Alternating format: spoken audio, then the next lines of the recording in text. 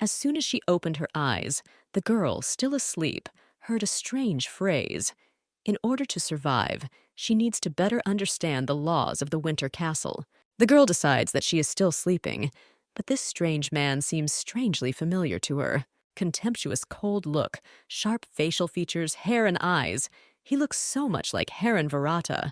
The girl remembers her favorite book, Shadow of Veratu, a novel about the family of Duke Veratu, about the ruler of the Winter Castle and protector of the North. The main character in the book, Viola, was adopted by the Duke, and although she was a commoner, she had outstanding abilities, and therefore became the head of the family. But despite the fact that Viola achieved everything she strived for, emptiness and loneliness reigned in her soul. At the end of the novel, she realizes that she has nothing left except the castle and the lands of Veratu.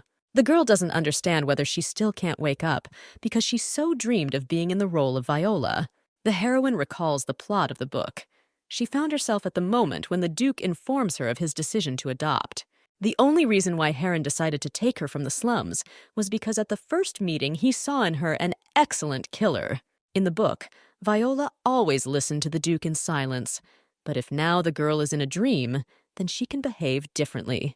Viola, who conquered Verata, was a legitimate child because she became the only mistress of the Winter Castle. But in her heart, the girl dreamed of something completely different. She dreamed of really becoming part of the family, at least for a moment. In real life, Aaron, a lover of the novel, always sympathized with Viola and wanted her to become happy in her dreams. Suddenly, the girl boldly tells the Duke that she has heard a lot about Verata. For example, that the family adheres to rational politics and values logical thinking. The baby asks if all this is true, then why wasn't she given the opportunity to choose her father? Heron is dumbfounded.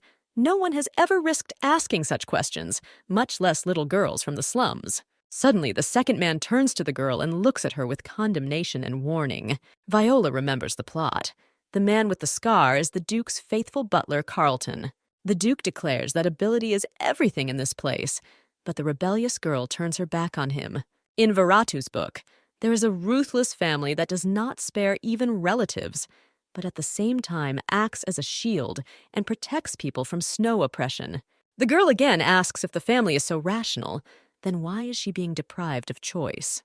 The Duke is puzzled, but he definitely likes the girl. After a short silence, Heron suddenly asks if Viola would like to become his daughter. The girl is so happy that without hesitation, she answers that of course she wants to. But immediately coming to her senses, Viola proudly declares that consent to adoption is only her decision. The girl says that she has only one request, so that the Duke loves her as his own daughter. The baby admits that being an orphan, she always dreamed of a family and a real father. Viola tries to hug the Duke, but she feels as if he wants to tear her apart. The Duke leaves, but suddenly turns around and advises him to make every effort to survive. Sitting in his office, the Duke remembers the first time he saw Viola. The girl had scarlet eyes, and in her hands she was holding a shard of glass from which blood was dripping. Heron thinks that most likely they wanted to kidnap her, and she stabbed the slave owner with a shrapnel. This is a small child born under a star that brings misfortune, a child the likes of which have appeared only a few times in history. The man reflects that the girl's behavior is not at all like a 7-year-old child. Heron discusses with the butler that today Viola spoke like an adult, although before this her reasoning was more childish. Carlton suggests that the girl was malnourished and growing poorly. Perhaps her age is older than she says. The Duke notes that her thoughts differ from her actions, so everything looked too unnatural. The butler ponders thoughtfully. Most likely the girl tried to act confident, but in fact she was worried, which is why she got such a strange impression. Carlton thinks to himself that despite the excitement, the girl had the impudence to be so daring to the master. She must have a strong character that helps to get rid of fear. With such a character, it will be difficult for the Duke not to love her. Heron remembers their meeting and notes that no one in Veratu demanded love so proudly. Suddenly, the Duke asks the butler what he thinks is the likelihood of her surviving Veratu to adulthood. In her chambers, Viola tensely thinks that 2 days have already passed, and she still cannot wake up. Has her dream really become a reality? Only in novels did the girl read about reincarnation and relocation into other people's bodies. Has she really moved into the body of Viola, the princess responsible for the deaths of 10,000 people? The girl is completely confused, but she has no other explanation for why the dream has not ended yet. The girl thinks that in this place she needs to be on her guard and prove her ability to survive. Viola comes to the window and decisively thinks that it's enough to be a nurse. We need to make a plan for survival. According to the plot, the Veratu family is all crazy, and she needs them to accept her as theirs at all costs. This is the only way she can become the first princess heir. When choosing a successor, the war for his place stops, and usually all significant problems end there too. The problem now is that all this needs to be achieved, but not in the same way as the book Viola, because the real girl who got into her body does not want to kill and die. And if the real Erin cannot get out of Viola's body, then from now on she must live differently. She must think positively. But do not forget that the slightest mistake can lead to death. Suddenly, the girl has the idea that if she now lives in Viola's body, then the real Erin has died. The girl remembers her real life. Her mother died and her father abandoned her. The girl lived in an orphanage, being subjected to constant ridicule. Due to the fact that she constantly felt abandoned, the girl ended up at the roof railing. Erin was sure that if she died, everyone would only get better. But at that moment, when the girl was ready to jump, she got scared. Having wanted to live for the first time, the girl made every effort to replenish her love for herself. And in the end, all the girl's efforts paid off. She had studies and friends and hope for the future. Then one day, during the second semester of her freshman year of college, Erin fell asleep while reading books in the library. Opening her eyes, the girl found herself in this world in the body of Princess Viola. It's not all that bad because in this world she has a family, she has a father. The girl decides to do everything possible to adapt and survive. And first, she needs to come up with a new title for the novel with her participation. When the Duke asked the butler about Viola's chances of survival in the castle, Carlton gave her only 10%. The girl's talents were assessed the same way, but then the girl did not know this yet. She was simply pretending to be an adopted daughter, but she did it too well. Heron Veratu has the ability of God's eye. He can read other people's thoughts with just one glance. Looking at Viola while talking about adoption, he read her thoughts and learned that she really wanted to become part of the Veratu family. The Duke is surprised to learn that Viola likes him so much, as if she had been waiting for him for a long time. The girl sincerely hugged him then and dreamed that he could love her like a father. The Duke orders Carlton to appoint Zeno as Viola's butler. The servant is sure that this will be a waste of talent. The Duke does not intend to discuss his orders, and besides, he orders the appointment of a butler not temporarily, but permanently. Viola remembers that according to the plot, she will be assigned as the butler of the knight Elliot, who comes from a noble family.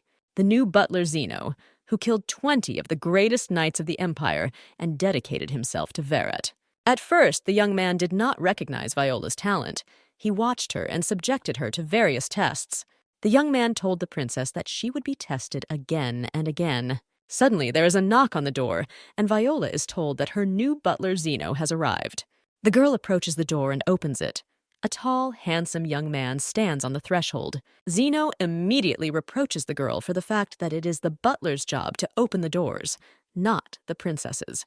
Viola is sure that by doing so, he is testing her. Viola understands that she needs to fit in with her family, takes on a truly devilish look, and asks why he decided to lecture her. Zeno bows respectfully before the princess and asks for forgiveness. Viola states that the butler's job is to give advice, not tell the owner what to do. To survive as Viola, the girl must monitor her family's actions, maintain her reputation, and maintain power. The job of a butler in a castle is to help the owner achieve success. If the master dies or loses, the butler goes into exile. But if the master is victorious, the butler can gain unlimited power.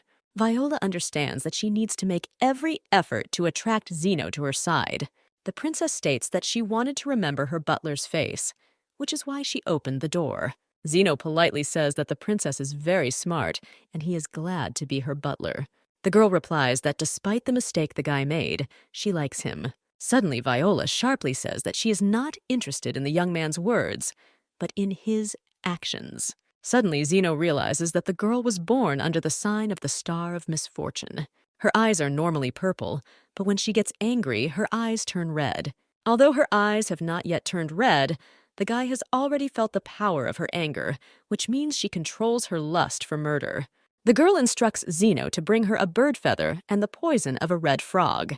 The butler notices that the poison of the red frog is a very strong neurotoxin and wonders why the princess needed it.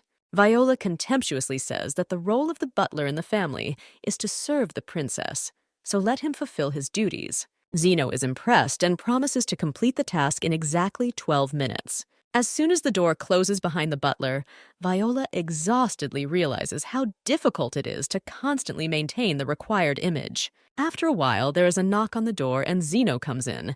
The princess is amazed at the butler's accuracy. He arrived exactly 12 minutes later. The young man gives the girl a pen, poison, and paper, noting that the princess will probably also need it. Viola nods favorably for good work and dismisses the butler. According to the plot, tomorrow the princess will have to meet with the fifth prince Visen, who was taught to kill from birth and was never tormented by his conscience. Considering the poison, Viola thinks that she must do everything possible to stay alive. At the very beginning of the novel, Viola meets Visen, who will become her sworn enemy. To relax in front of him means to give up life.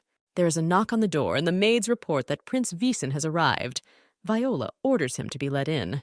The door opens, and a cute boy of about 8 years old enters the princess's chambers. Suddenly, the prince declares that the girl cannot be his sister, and he came only to express his contempt. The princess knows that in reality the boy who is influenced is only pretending. In fact, Prince Visen, being the very last of the children, always dreamed of having a younger brother or sister. When the boy found out about Viola's adoption, he was very happy and hurried to his mother to find out all the details. The mother tells the boy that the girl cannot be his real sister. Seeing the bewilderment on her son's face, the woman explains that Viola is a commoner and does not have Viratu's blood in her. The girl is chosen as a victim, so Visen must go to her and show her that she does not belong here. The boy is very dependent on his mother, so he immediately decides to go to Viola and show her how scary he is. In the book, Viola witnesses this scene. Both children received the wrong idea about each other, which is why they were greatly traumatized. The princess understands that she needs to act according to a new scenario, so she calmly asks what else the boy wants to say. The prince points his finger at the girl and declares that she is just a victim. Seeing that Viola does not react, he directly asks why he humiliates her, but does not see anger in response. The girl wonders if the prince really wants to anger her. Having received an affirmative answer, Viola calmly puts the cup of tea on the table. Swinging, the princess throws a feather, which hits the boy on the cheek, leaving a scratch, and crashes into the wall. Visen, putting his hand to the scratch, is pleasantly surprised and notices that the girl is a good shot. The boy looks at the girl in fascination and happily asks, pointing to the scratch, whether this should be considered a warning. Visen is sincerely happy about this manifestation of aggression and offers the named sister a hug. Viola is on guard. Viratu's embrace is an attempt at exploration. The boy wants to analyze her body and identify weaknesses. But since the girl must act in Viratu style, she hugs the boy. Children with burning eyes examine each other to understand which of them will die first. Viola understands that the boy is very well trained as a rival. She needs to win Visen to her side at all costs. Suddenly, Zeno's voice is heard above the children, who introduces himself to the little prince as Viola's butler. The butler tells Visen that the Duke asked the boy to refrain from touching for 10 days, so Zeno will be very happy if His Highness releases the princess. The boy refuses. Then the butler is forced to admit that he will have to report everything to the Duke. The boy lets go of the princess, puts his hand on her shoulder, and says that they will see each other again. Suddenly, Visen, without even having time to take a step, fell to the floor. Viola and Zeno bend over the prince and the girl. With a tired look, orders the butler to remove him from her chambers. The maid takes the boy away, and Viola thinks that finally the poison of the red frog has worked. Visen is immune to this poison, so he will wake up soon. Zeno, tearing the feather from the wall in delight, tells the princess that the reception was worthy. Now the butler understood why the girl gave him the first assignment, admits that this trick was her unconditional victory. The girl is pleased with herself, but thinks to herself that she is lucky to know the whole story in advance. Suddenly, the butler looks thoughtfully at the princess and asks permission to ask a question. Viola is scared. Is Zeno really able to guess something? The young man sits down in front of the girl and asks why she allowed the boy to hug her, because during a hug you can learn a lot. The girl replies that it was not only Vysen who needed to conduct research on her opponent, but also her too. Zeno is truly amazed. This 7-year-old girl has only been living in the Veratu estate for 3 days and has not yet learned anything. This girl truly has an innate instinct that will come in handy for her. The butler bows respectfully to the princess and says that her self-confidence is worthy of praise. Suddenly, the young man sits down on one knee in front of the girl and carefully runs a dagger, which he took out of his pocket, along her hand. Viola looks at Zeno in fright and does not understand what is happening, because this did not happen in the book. Without causing any harm to the girl, Zeno puts the dagger in his pocket and says that he needs to make a report to the Duke. The guy hands Viola a piece of paper and says that he wants to familiarize her with the report. The girl begins to read. The butler writes that the princess needs a basic education. She has the necessary qualities, the desire for dominance and vanity. Surprised, the princess continues to read that there is a touch of madness in her, but she is also intelligent enough to control it. Zeno bows before the girl and says quite sincerely that he will do everything possible to ensure that Viola becomes a duchess. The princess, in fright, thinks that on the contrary, she does not want to be a duchess. She just wants to stay alive. Having pulled herself together, the girl asks Zeno to find all the family records, preferably the most detailed ones. Meanwhile, Vysen happily informs his mother that the meeting was interesting. The woman is furious because her son showed weakness towards the enemy. She explains to the boy how to behave with enemies. The prince humbly admits that he was wrong. The boy knows that for any offense or disobedience, he will be punished. A woman with a smile on her face asks her son if he is ready for the rod. Swinging a whip, the mother begins to strike her son's defenseless back over and over again. Viola lies on the bed and thinks that despite the fact that everything went smoothly, today was a very difficult day. Suddenly, the girl sits up on the bed and remembers Zeno's actions, which were not in the book. All this alarms the girl. Suddenly, Viola remembers that according to the plot, Vysen should now be punished for meeting her. The princess calls Zeno and says that she needs to visit somewhere right now. Thinking that she needs to win her brother over to her side, the girl orders the butler to take her to the prince's chambers. The tormented boy cries on the floor, thinking that because of him, his mother's hands are covered with marks from the whip. Zeno, pointing to the door, says that they have come to the boy's chambers. The butler opens the door, and the princess actually smells the smell of blood and despair that she read about in the book, the smell of misfortune that emanates from the tormented Vysen. Suddenly, the prince's personal butler blocks Viola's way and informs her that the boy does not want to see anyone. Zeno reports that the princess certainly wants to see her brother, but the second butler assures that his master, Vysen, refuses to meet. The boy's butler rather aggressively insists that the visitors leave. Zeno calmly turns to the girl and wonders what they will do next. The princess innocently wonders if her servant can forcefully remove the enemy. Zeno snatches a dagger from the inside pocket of his jacket and puts it to the butler's throat.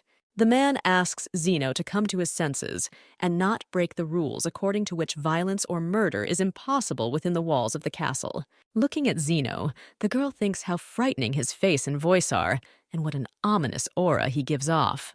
While the men measure their strength, Viola calmly passes between them and heads to the boy's chambers. As soon as the princess has left, the men relax and notice with what confidence and equanimity the girl walked past them. The boy's butler notes that Zeno has an excellent hostess and sincerely congratulates his colleague. The butler asks if Zeno is really ready to serve her. The young man replies that she has a strong desire for dominance and vanity. The guy argues that efforts alone are not enough for the Veratu clan, but this girl was born to become a ruler. Zeno says that Viola gave the first order within 10 minutes, and that she scolded him as if she had been born and raised in this family. The butler recalls how during the conversation, Viola forgot herself and called herself Viratu, perfectly understanding her role and position in this family. Entering the room, the girl looks around in surprise. The size of the room is no less than 600 meters, and this is not even the prince's chambers. Viola notices one of the doors, and remembering the picture from the book, realizes that Vishen must be behind it. Opening the door slightly, she notices a boy sitting on the floor. His back is all wounded. Approaching her brother and seeing his tears, Viola says that he really looks terrible. Deciding to keep her distance, the princess sits down in a chair and says that Vishen was seriously injured. The unusually quiet and upset prince replies that it's all his fault. Viola is at a loss what needs to be done with the child so that he seriously says such things. Suddenly, the girl jumps off the chair, walks up to the boy, and asks him to turn his back. Vishen is sure that she is going to beat him, but Viola convinces her that she will not touch him. The princess declares that one day her brother will prostrate himself before her, crawling on the floor and trying to please. The boy receives this treatment with enthusiasm. The girl continues that she does not like such a pathetic brother. It will be boring to humiliate him. Seeing her brother's back up close, Viola is horrified. This is too much even for a crazy dukedom from a fantasy world, because he is only 8 years old. The girl opens her bag and takes out a case with a special ointment. Witchen enthusiastically asks if the knife is poison or hydrochloric acid. Although Viola has begun to get used to the local style of communication, it is not always possible to react calmly. With a sigh, the girl replies that it is just an ointment. The princess explains that she does not want to see her pathetic brother on his knees, so he must quickly heal his wounds with the help of healing ointment. Suddenly, the boy points his hand to the area of his heart and says that he has some strange sensations there, as if he is aching, and tears appear in his eyes. Viola breaks down and tells her brother that the real reason for his despondency is that he is physically oppressed in this castle, and absolute rule has been broken. According to the plot, after many years, Vishen will have to kill his own mother because she broke the rule that all children under 10 years of age are under the protection of the castle. However, the mother responds to this with a smile that Vishen must kill his mother in order to become a real king.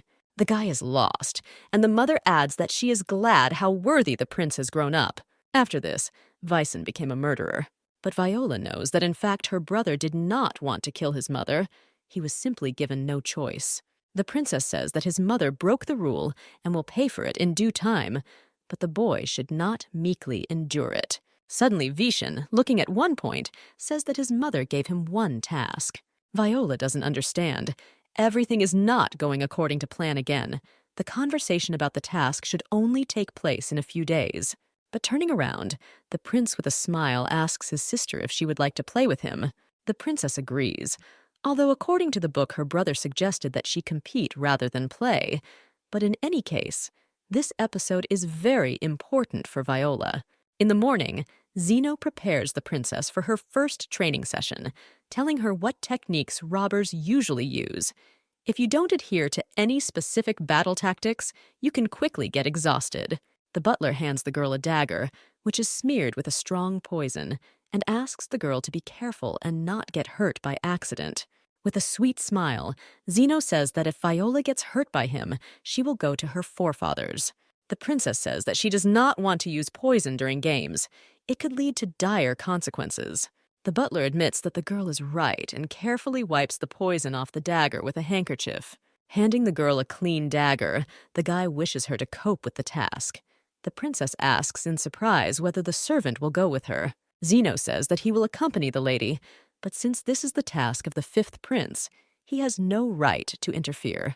The task or game that Vishen proposed is to punish the robbers who hunt in the Beto Mountains. Viola thoughtfully comes to the conclusion that this task is reminiscent of Vishen's training, because how can an 8-year-old boy cope with the huge leader of the robbers? The princess agreed to this game because the main male character would appear during this task. The mother of the main character, Tundra, could not cope with poverty and ran away when the hero was still very young. Tundra stayed with his father and sick older sister, supporting each other. They were able to get out of poverty. At the age of 6, the boy began to hunt, succeeding each time, and they no longer went hungry. Tundra dreamed of becoming a famous hunter and sending his sister to the temple for treatment. This was his dream, and he firmly believed that it would come true. But one day, Tundra's dream was shattered. Arriving home, he found his father dead. Realizing that he could no longer help his father, the boy began to look around in search of his sister. Realizing that the girl had been kidnapped, Tundra went in search of her. The young hunter discovered the tracks and followed them for the third day. Finally, he approached the lair of the robbers. Deciding that his sister was probably there, he decided to attack without hesitation. Viola recalls that nothing more was said about the mysterious Tundra by the time of the game, and his face was not yet visible in any picture. The girl understands that the upcoming training is too dangerous for her, so she invites Vicent to start first. Viola advises the boy to give his best, but not to strain too much. And in the spirit of family, Viratu adds that if things get really tough, they will come to the rescue. Vicen, as always, took the bait and angrily reports that he can handle everything himself. Arriving at the place, Zeno points to the gazebo and says that they will have to walk further because the path for the carriage is too narrow. The boy deftly throws the dagger and notices with disappointment that the gazebo is too dilapidated and there are not even observation posts. Suddenly, Vishen stops and with wild delight says that he smells blood. Walking a little further, the boy shows his sister a corpse that was previously buried, but it looks like someone recently rummaged in the ground. Viola is saddened. Even though this is a book world, it is full of incredible cruelty. Approaching the house, the prince, without any fear, begins to knock on the door and invites the robbers to come out. There is not a sound behind the door. Approaching the door, Viola notices that it has recently been opened and boldly pushes the door. The girl thinks that not long before them, Tundra came here in search of his sister. Upon entering, the children see that someone has accurately shot the observer with a bow. Vincent reports that there was a fight here recently. That's why it smells like blood. The prince goes further inside. Zeno asks Viola, who has stopped, if she will follow her brother. The girl reports that on the way here she noticed youthful footprints and she wants to look into it. On the way from the gazebo, Viola notices that if the child was not afraid to come here alone, then he had good reasons for this, to which Zeno replies that it is quite possible that the child is dead. Viola smiles quietly. Of course Tundra is not dead. His story is just beginning. The butler notes that there was no disorder inside. It is quite possible that the boy's battle was very short. Zeno is delighted. The girl notices every detail and deliberately tells him about it in order to demonstrate her abilities. Approaching the door of the next house, Viola opens the door and goes into it. A young man sits at the far wall and trembles with fear. Viola knew that she would find him here. Suddenly, Viola stops abruptly. She doesn't believe her eyes and completely ceases to understand what is happening. The boy's face, which was hidden in the book, turns out to be painfully familiar to her. The girl sees that it is June, but how could he get here, into the fictional book world? Viola slowly approaches the guy, but he pulls out a dagger and shouts that he will kill anyone who comes near him. The girl does not hear the threats. Approaching the young man, she lifts up her trouser leg and sees 3 moles on her leg in the shape of a triangle. Viola is transported into memories of real life. Being Aaron, she sees 3 moles on June's leg and says that now she will always be able to recognize him. June was Aaron's best and closest friend in real life. The guy was 5 years older and was the girl's only support in the shelter. On his 19th birthday, the guy decided to surprise his girlfriend. June brought a friend to the meeting, introducing her as his girlfriend. Aaron, who was in love with the guy, was heartbroken in pain. Having matured a little, the girl decided to confess her feelings to the guy and agreed to meet.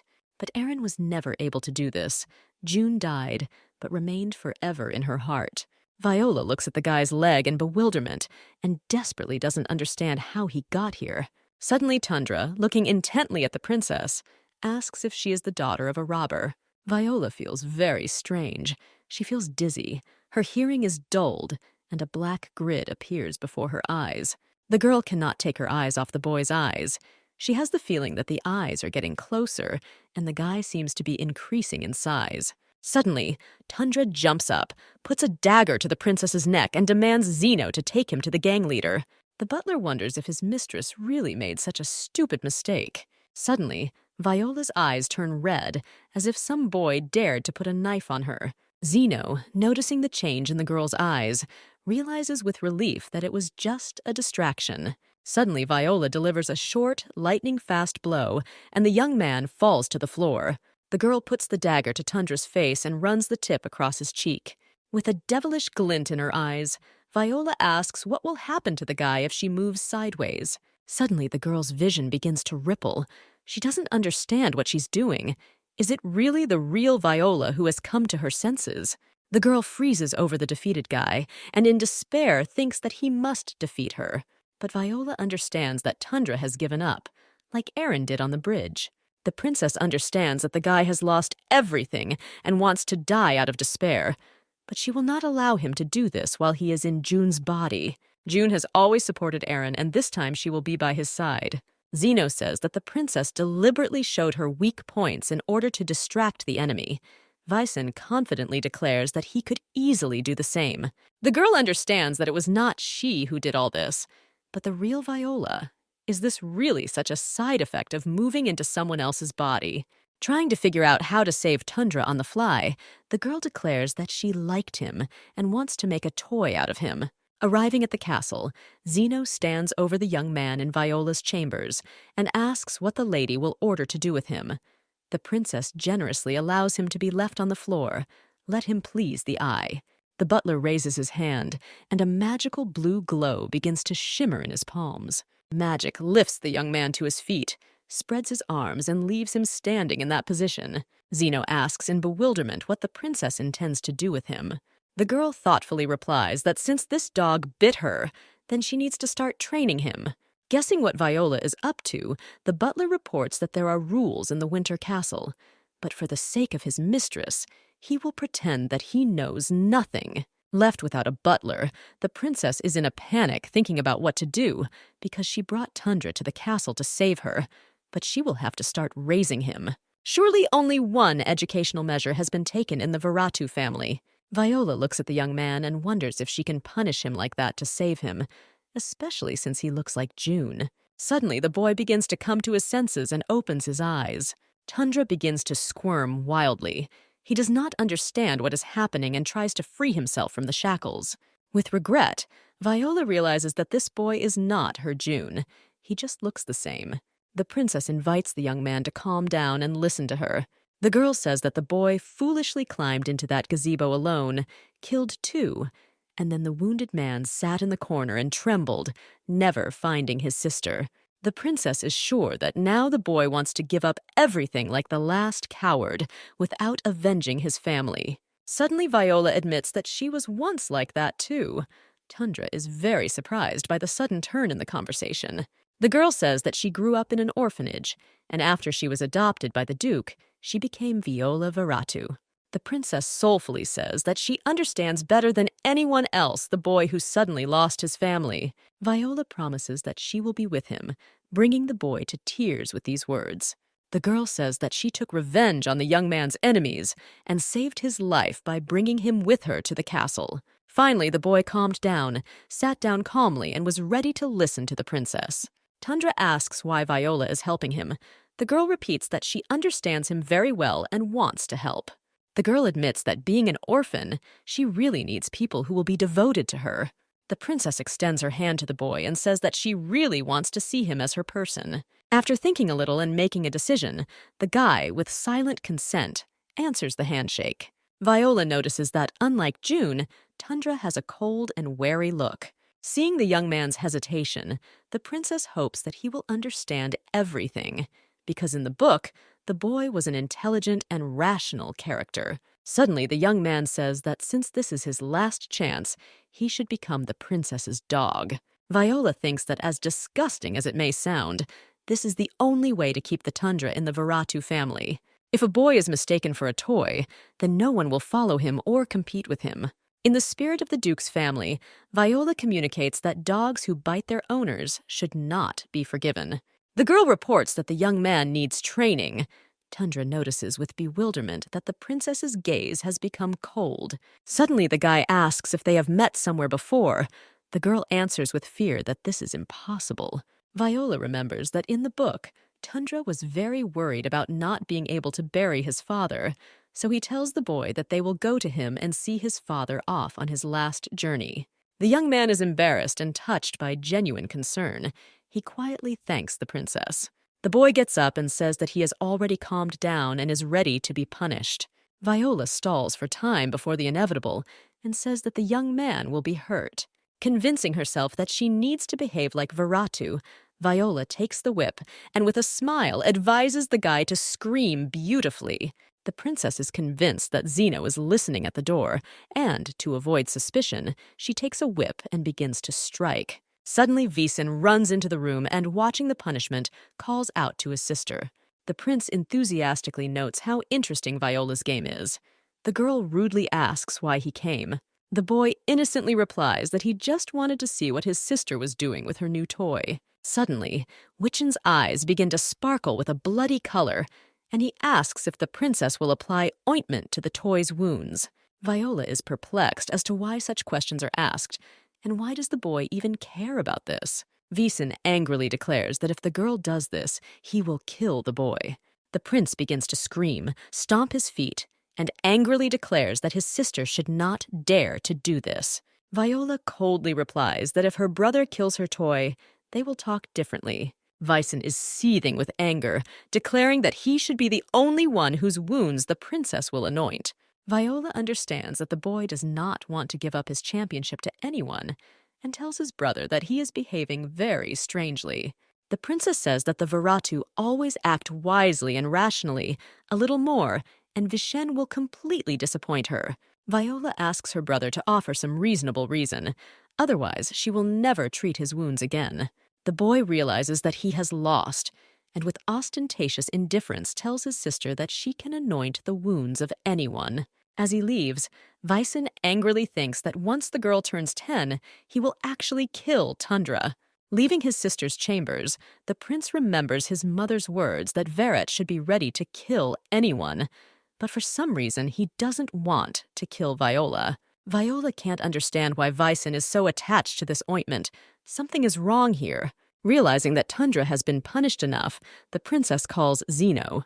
The girl reports that she has finished training. The butler must clean everything up, and she needs to rest.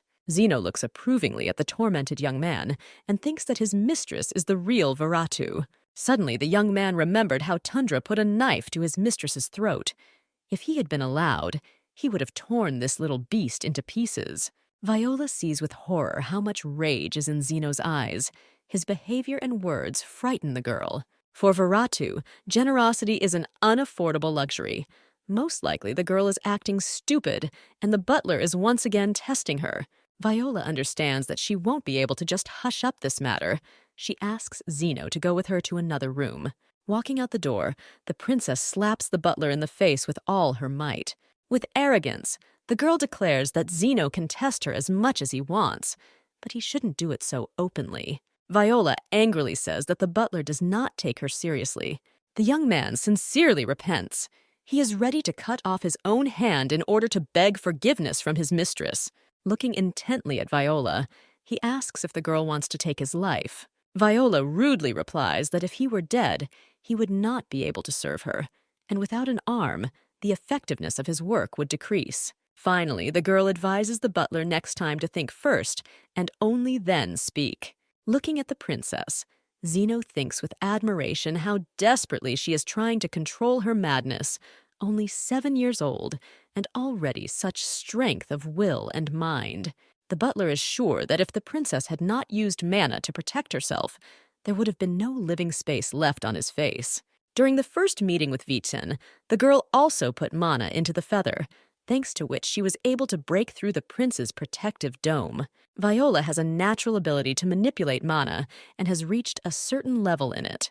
Zeno ingratiatingly asks if the princess then took him out of the room, so as not to lower his authority in the eyes of the toy. The butler obsequiously admits that it would be nice if Viola ruled the Viratu family.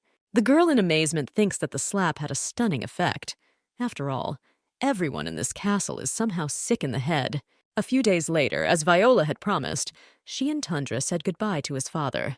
Under the pretext that the boy did not fit the position of a princess, he was given a room, fed well, and dressed in good clothes. So Tundra gradually turned into the princess's faithful dog. But suddenly, a problem arose. If a girl looked into a guy's eyes for a long time or touched him, the real Viola appeared.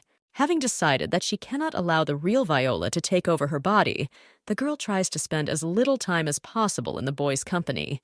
Tundra cannot understand why the princess has become so cold and no longer looks at him with tenderness as before. Once Zeno informed the princess that Visen had again been subjected to educational measures, Viola decided to visit her brother.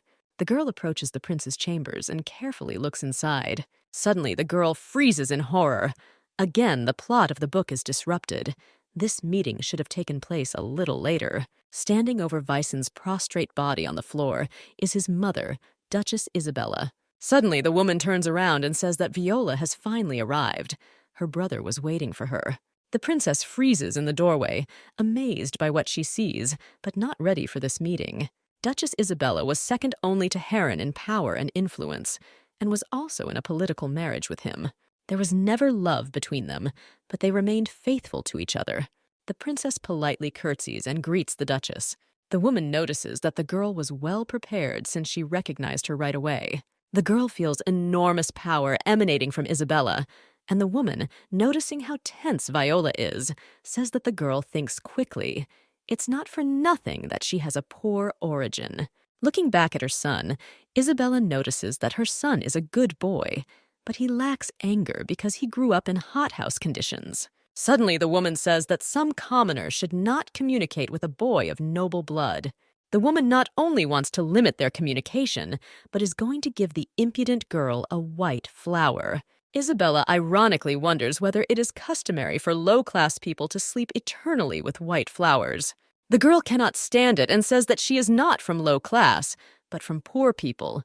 Isabella answers with a grin that there is no difference.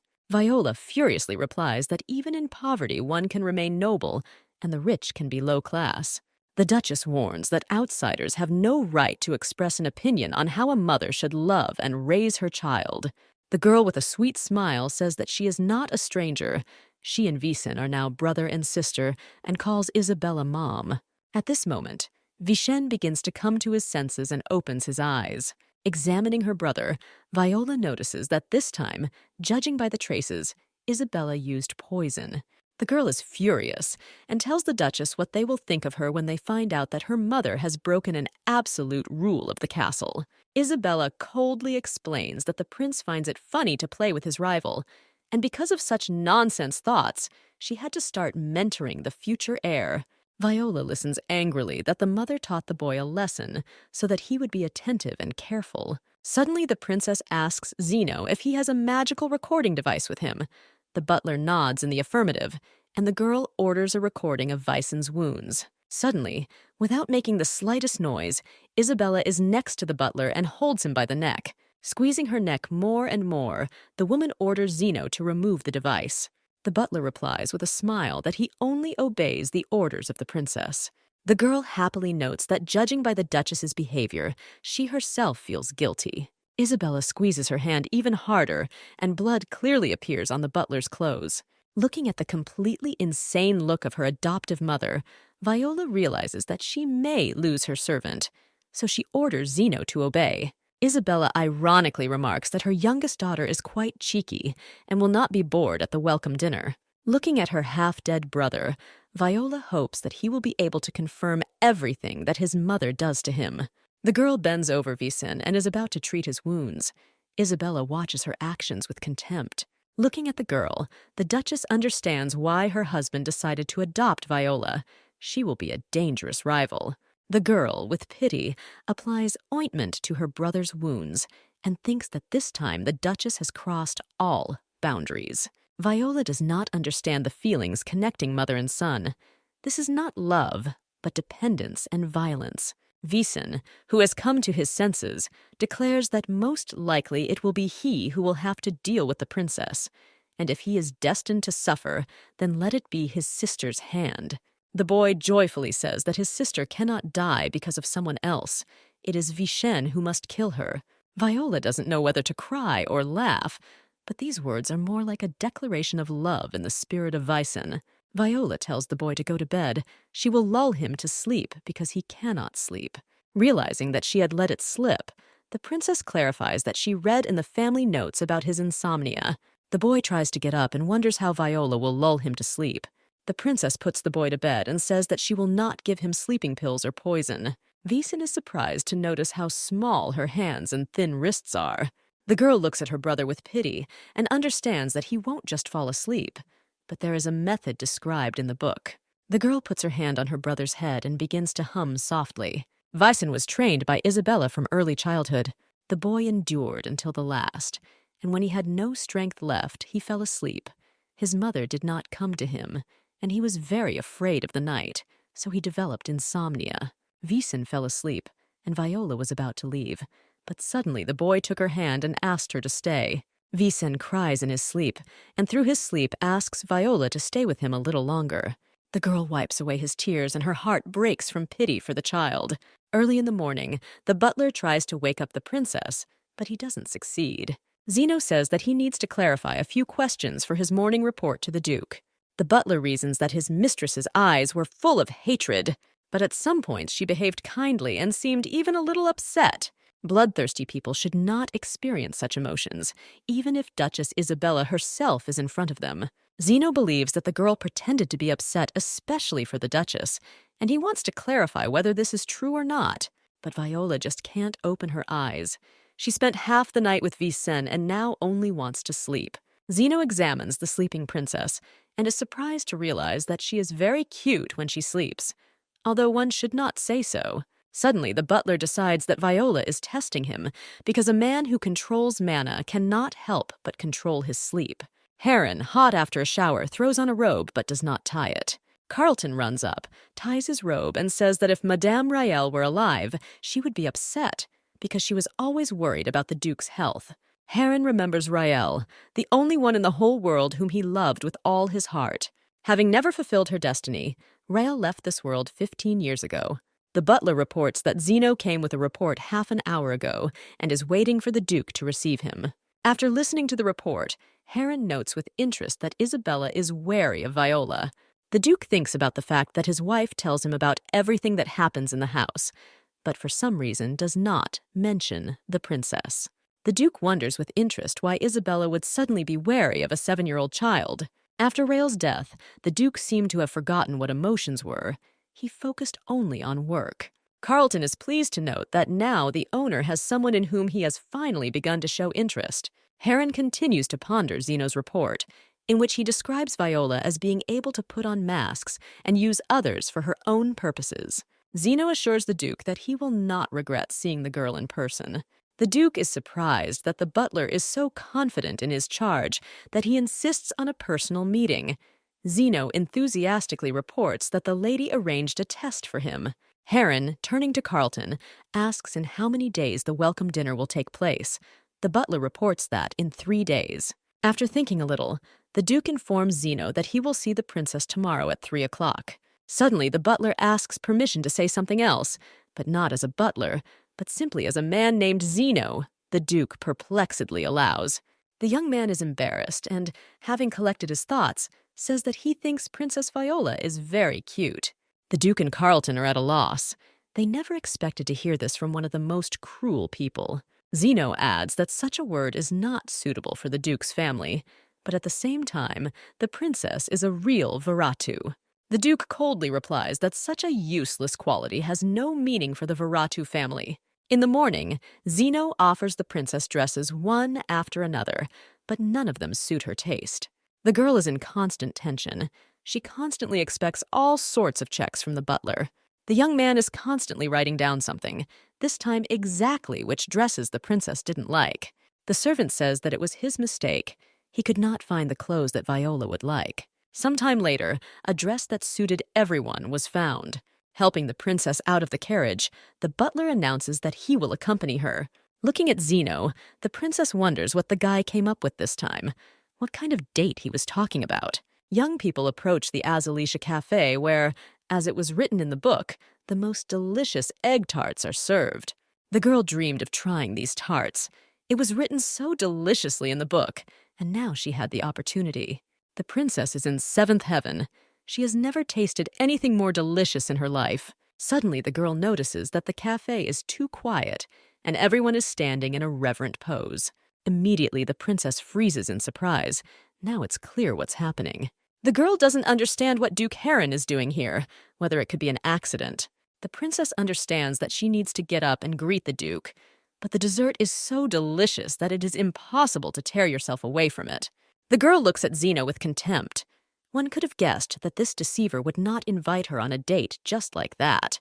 Seeing such disrespect, all the cafe visitors begin to whisper, but the Duke motions for them to be silent. Heron approaches the table.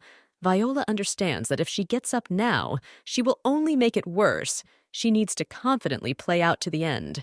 The girl raises her head, smiles, and politely greets the man. Heron sits down at the table and asks why Viola is looking at him so intently.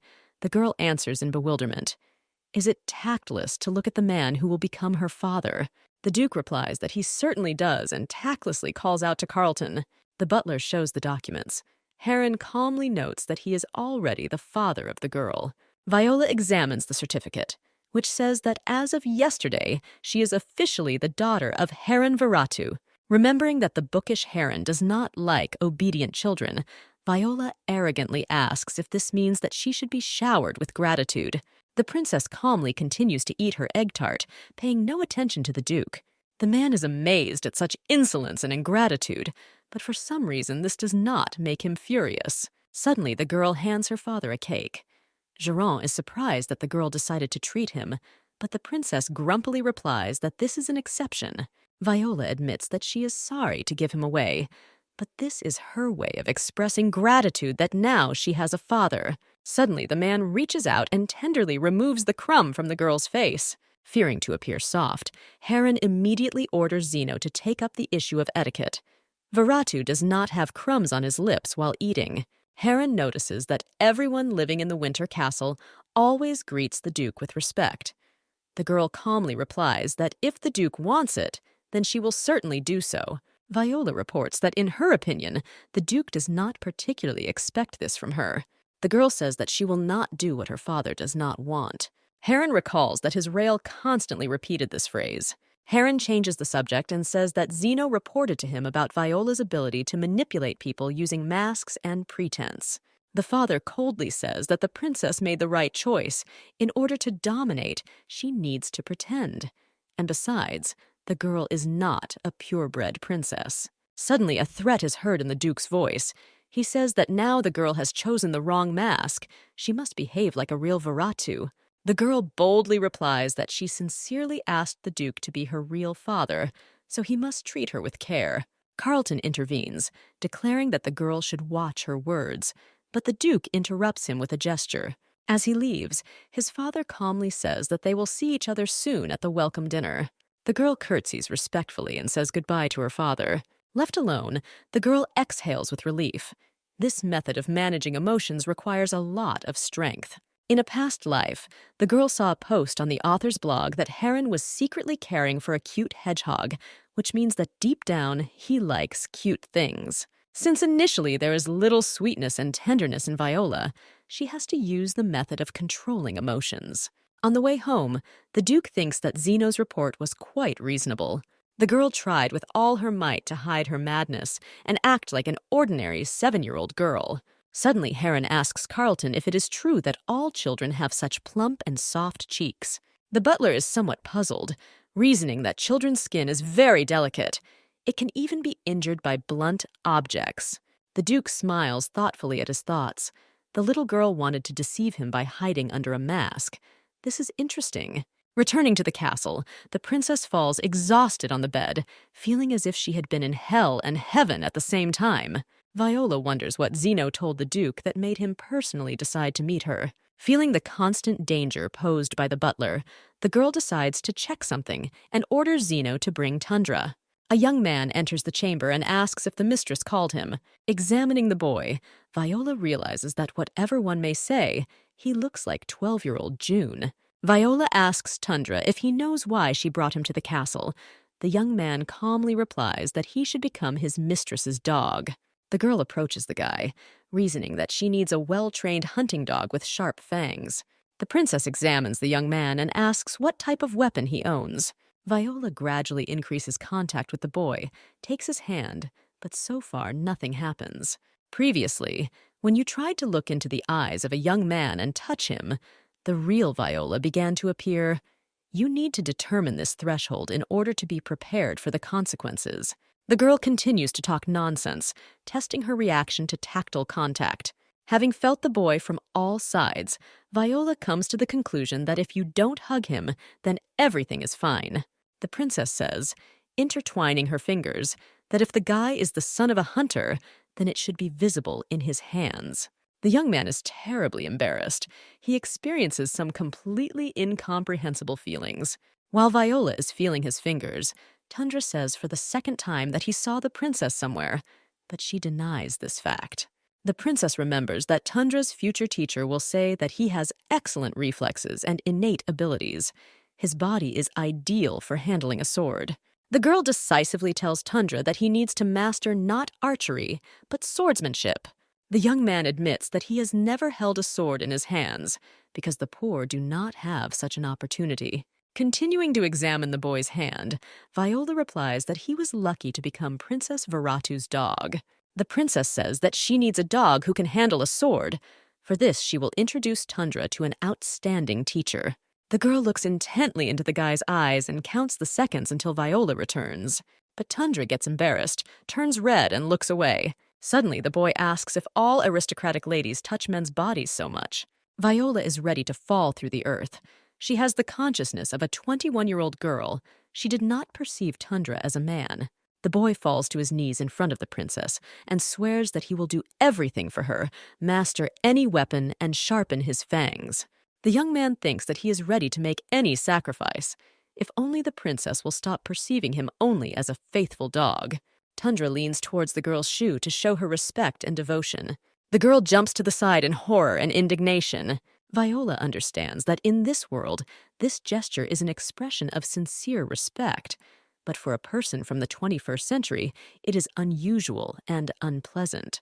Returning to her room, Tundra sits on the bed in thought and then hears a knock on the door. Zeno comes in and says that he has brought food for His Majesty's dog. The young man is embarrassed and asks the butler to call him Tundra.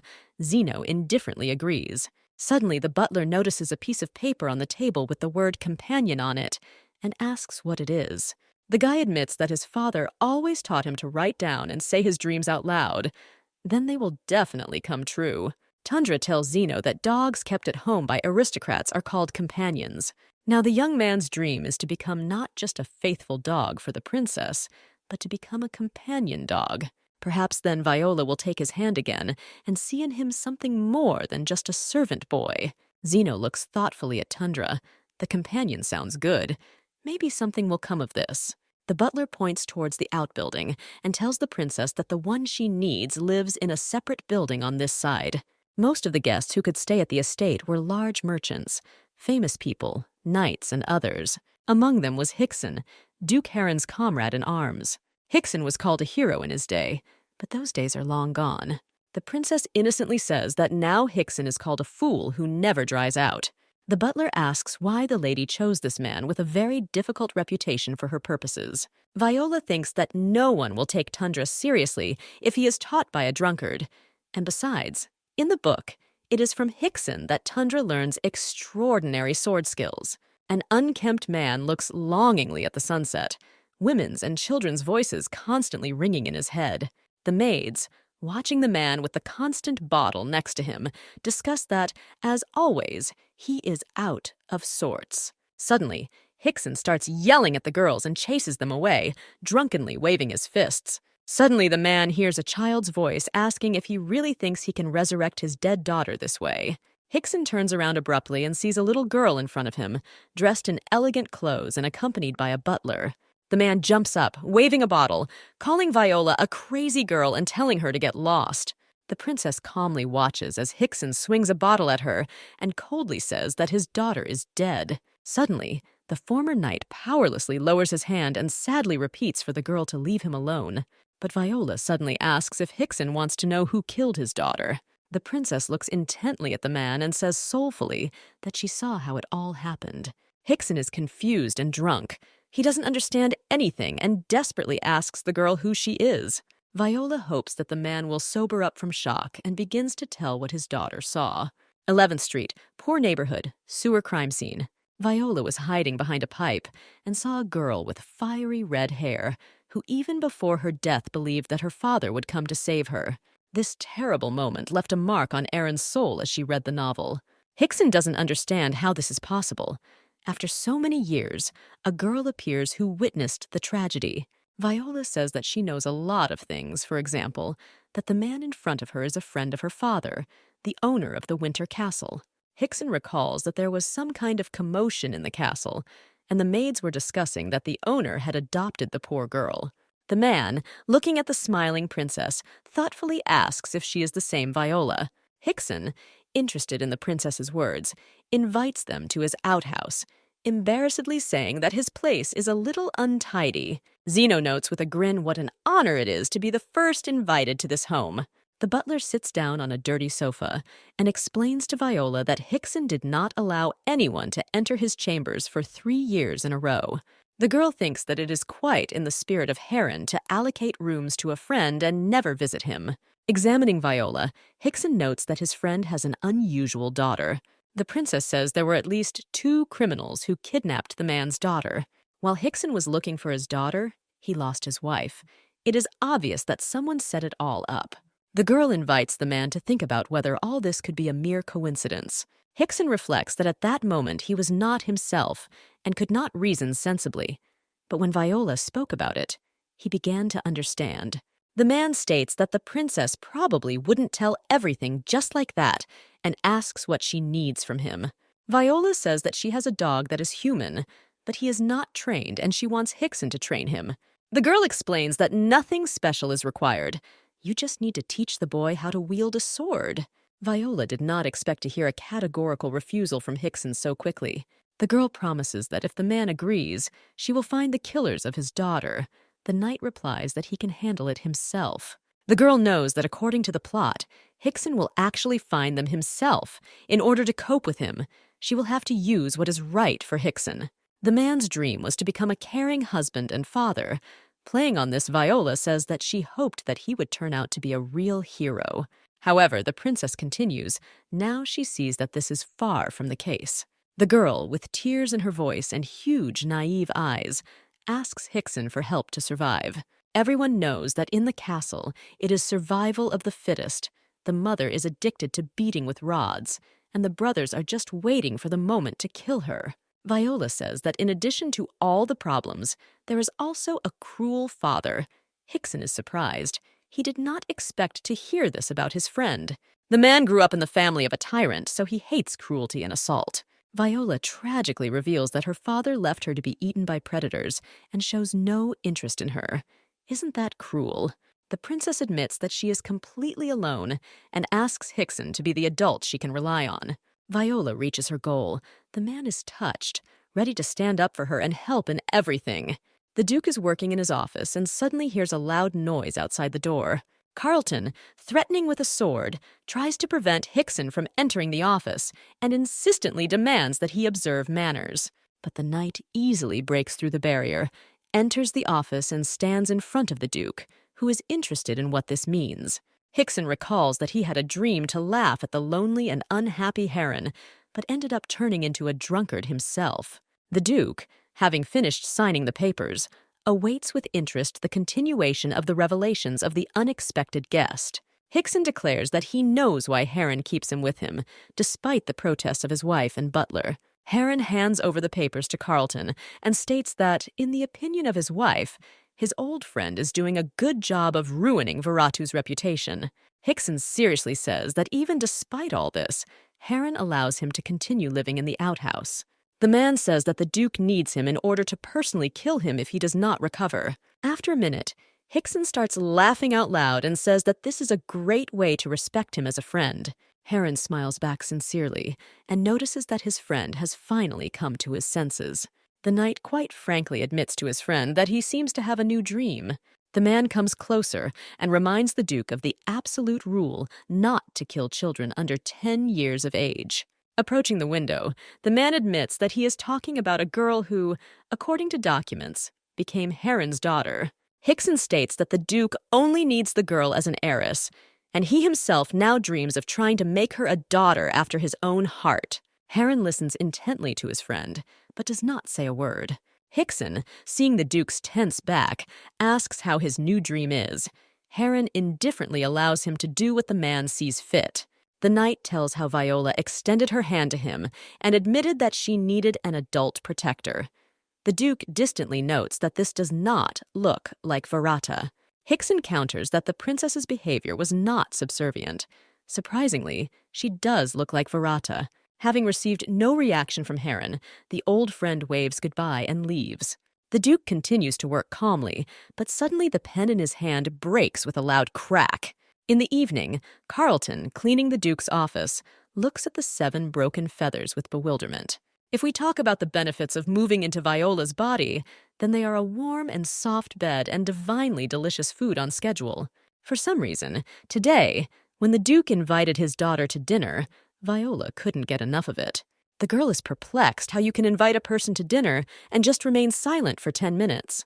Completely upset, the princess does not understand why they invited her to the meeting if the welcome dinner will take place soon. The Duke had a rule. He did not hold personal meetings with candidates for heir so as not to take sides. Suddenly, Heron notices that his daughter skillfully uses masks.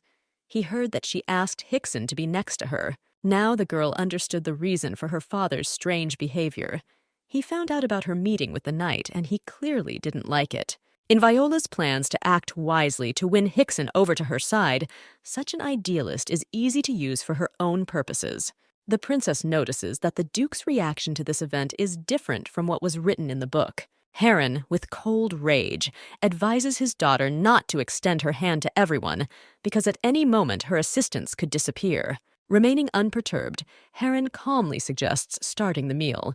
The girl tries persimmons and honey sauce and freezes with delight. She has never tasted such an amazing dessert.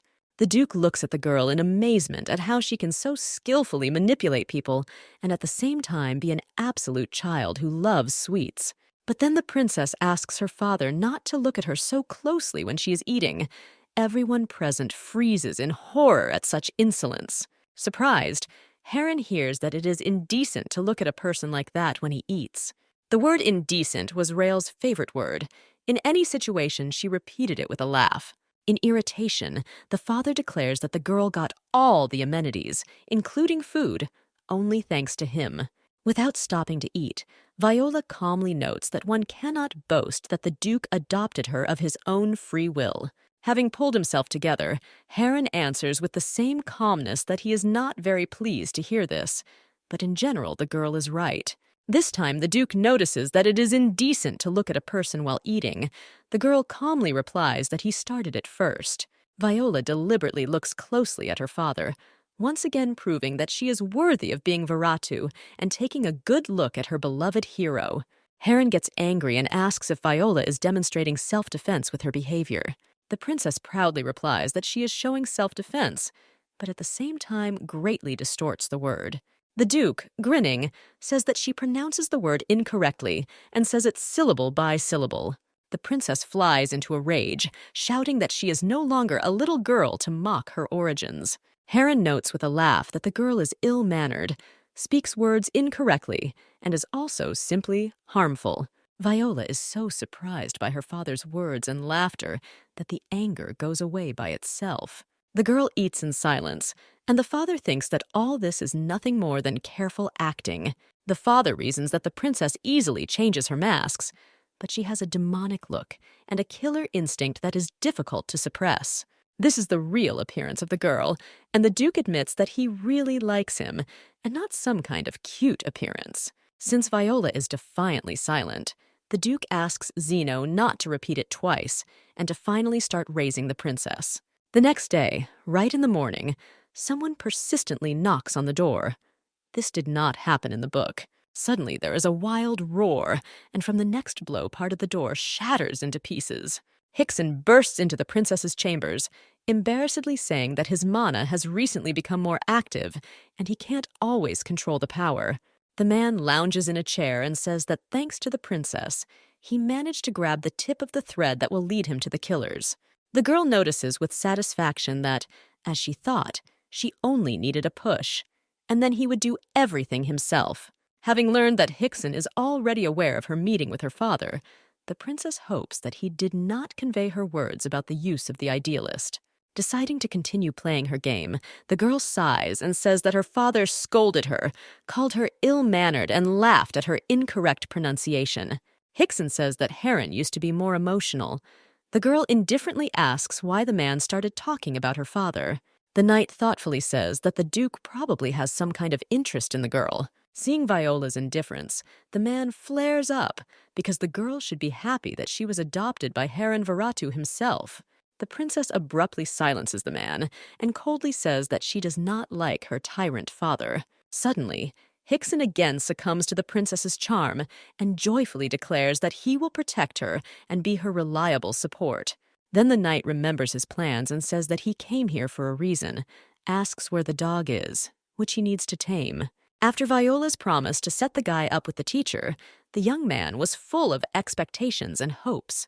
Tundra imagines how to learn to wield a sword and become an outstanding dog guarding Princess Varata. Seeing a man with a noticeable belly, a shabby face, and the smell of fumes, the young man's hopes begin to fade.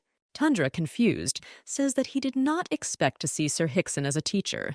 Hearing the young man's words, the knight with a grin says that he is quite strict in his training and will teach the guy to talk to adults. Hickson turns to the princess and asks her to leave them because it's time for the trainer and the dog. Viola says she believes in Hickson, that he will return to his old life, and that Tundra is in good hands. Longingly, the knight thinks that he would be a good father to his daughter, but in return, he will try to become a father to these two children. Walking along the corridor, the girl calms down that she was able to introduce Hickson to the Tundra. Suddenly, Viola is stopped by a strange voice, nasally asking who he saw here.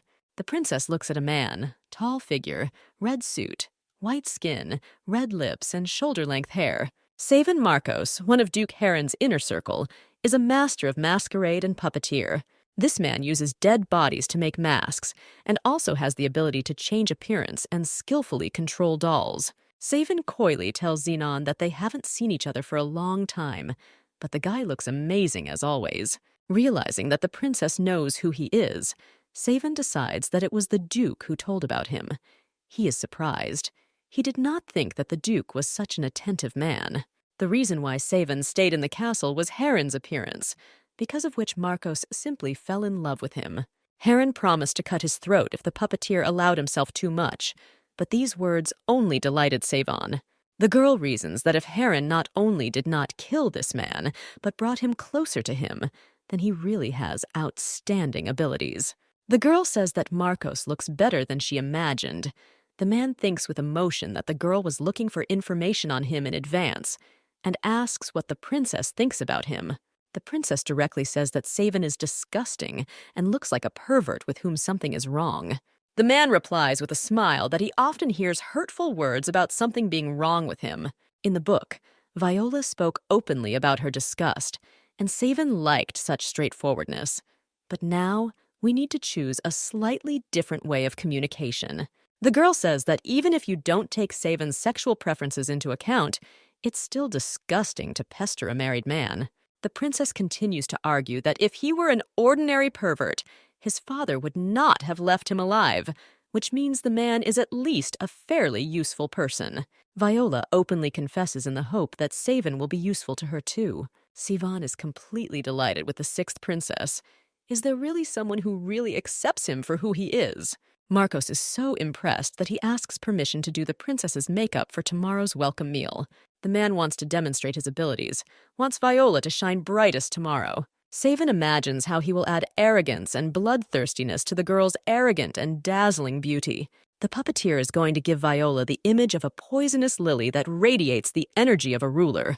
The girl is horrified by his ideas, but understands that she cannot refuse him, so she agrees without much enthusiasm. Sitting in her chambers in front of the mirror, Viola examines herself and comes to the conclusion that she looks sweet and beautiful. But something sinister and cold cannot be hidden behind beauty. And if you add Steven's makeup to this, it will be a complete failure. If a girl appeared at dinner like this, they would consider her an outstanding candidate for heir and would want to get rid of her as quickly as possible. The girl realizes that she is lost, because nothing can be undone. At that moment, she feels a touch on her shoulder. The princess's eyes immediately turn red in anticipation of danger, and the instincts of the real Viola are instantly triggered. The girl turns around with lightning speed and hits Vicen with all her might, who manages to jump away at the very last moment. Vicen evaluates what is happening with delight and happily notices the dagger in Viola's hands. The princess notices with horror the dagger in her hands and cannot understand how this happened. The girl looks at Vicen with confusion. The brother joyfully asks what his sister did that was so interesting. Viola notes with suspicion that Vicen is too calm today and replies that she was just looking in the mirror. The boy shows her his broken knee, says that it hurts, and asks her to treat the wound with ointment. Viola hides the knife and says, "Something that my brother can apply himself. In extreme cases, there are servants for this." The brother insists. The princess thinks that if she indulges him, it will become a habit, and he already has enough bad habits. Suddenly, Viola gets an idea and tells the boy that she will do it, but only on one condition. Vicen waits for the continuation, and the princess says that in exchange for her service, the boy will have to fulfill her wish. Having received her brother's consent, Viola hands him the contract because she does not take his word for it.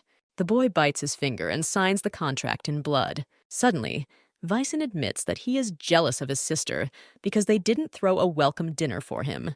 Viola thinks with regret that there is absolutely nothing to envy here, because the purpose of the dinner will not be greeting. At this dinner, Duke Heron and Duchess Isabella will evaluate how worthy Viola is of the Veratu surname.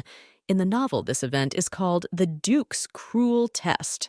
Having made a firm promise from his sister to play with him again, the happy and carefree Vicen runs away. Viola thoughtfully reflects that tomorrow, one of the main events of the novel will finally take place. With surprise, the girl realizes that she is noticeably worried. Zeno tries to wake the princess at 4 a.m, stating that they have very little time to prepare. The butler says that he understands everything, but he needs to get up, when he suddenly notices that the princess's hand, led by Mana, is flying towards his face. Zeno tells Viola that next time she needs to tilt her hand a little more to the left. Sitting the girl down, the butler explains that if you relax your hand in the right place, then when you swing it, the probability of death will increase significantly. Viola doesn't understand anything. She didn't do anything, and her body moves as it pleases. Sir Stephen assures that the princess is beautiful. She is the most elegant girl of 7 that he has ever seen. Marcos asks the girl to put away the scissors, because while she was dozing, he almost died 3 times. Stephen states that it is mesmerizing to watch the princess as she tries to find a vital organ and strike with her eyes closed. The man invites Viola to look at herself in the mirror, noting that she is a real Veratu. The princess looks at herself in the mirror with amazement and admits that Sivan is simply a magician. Looking in the mirror, Viola reflects that this is not just a transformation technique, but real magic. Zeno looks at the princess with pride and notices that she is beautiful. Accompanying the lady to the refectory hall, the butler says that today she will shine the brightest of all. The girl realizes that she is incredibly worried, but the meal is part of the test that she must pass. The girl enters the hall. The butler announces her as the 7th princess, Lady Viola Veratu.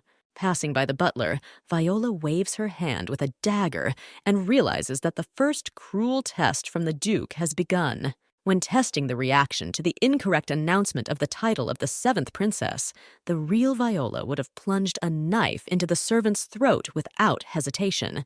But the girl knows the real plot of the book, according to which a thin thread is tied on the servant's finger, which is controlled by Sevan, and it is Viola who is targeting her. Approaching the table and looking at Marcos, the princess remarks with a grin that such greetings are not at all funny. Sevan Marcos looks at Viola with pleasure, realizing that she wins his heart entirely. The man asks for forgiveness for his complete tactlessness, and Viola invites him to kill himself in this case. Sevan notices that his offense is not that great. and pointing to a scratch on his neck, says that it can be counted as an apology. Heron looks at his adopted daughter and asks her to stop the performance and sit down already. Sitting down at the table, Viola looks at those around her and realizes that she feels very uncomfortable. The girl decides that she will not look or talk to her brothers and sisters. The princess intends to look only forward to Duke Heron and Duchess Isabella. Before Isabella starts asking questions, Viola decides to take the initiative and notices that the resulting greeting does not seem like greeting a new member of the family. The girl notices that another person should check her right to be called Viratu, but since she is not there today, why not Duchess Isabella do it?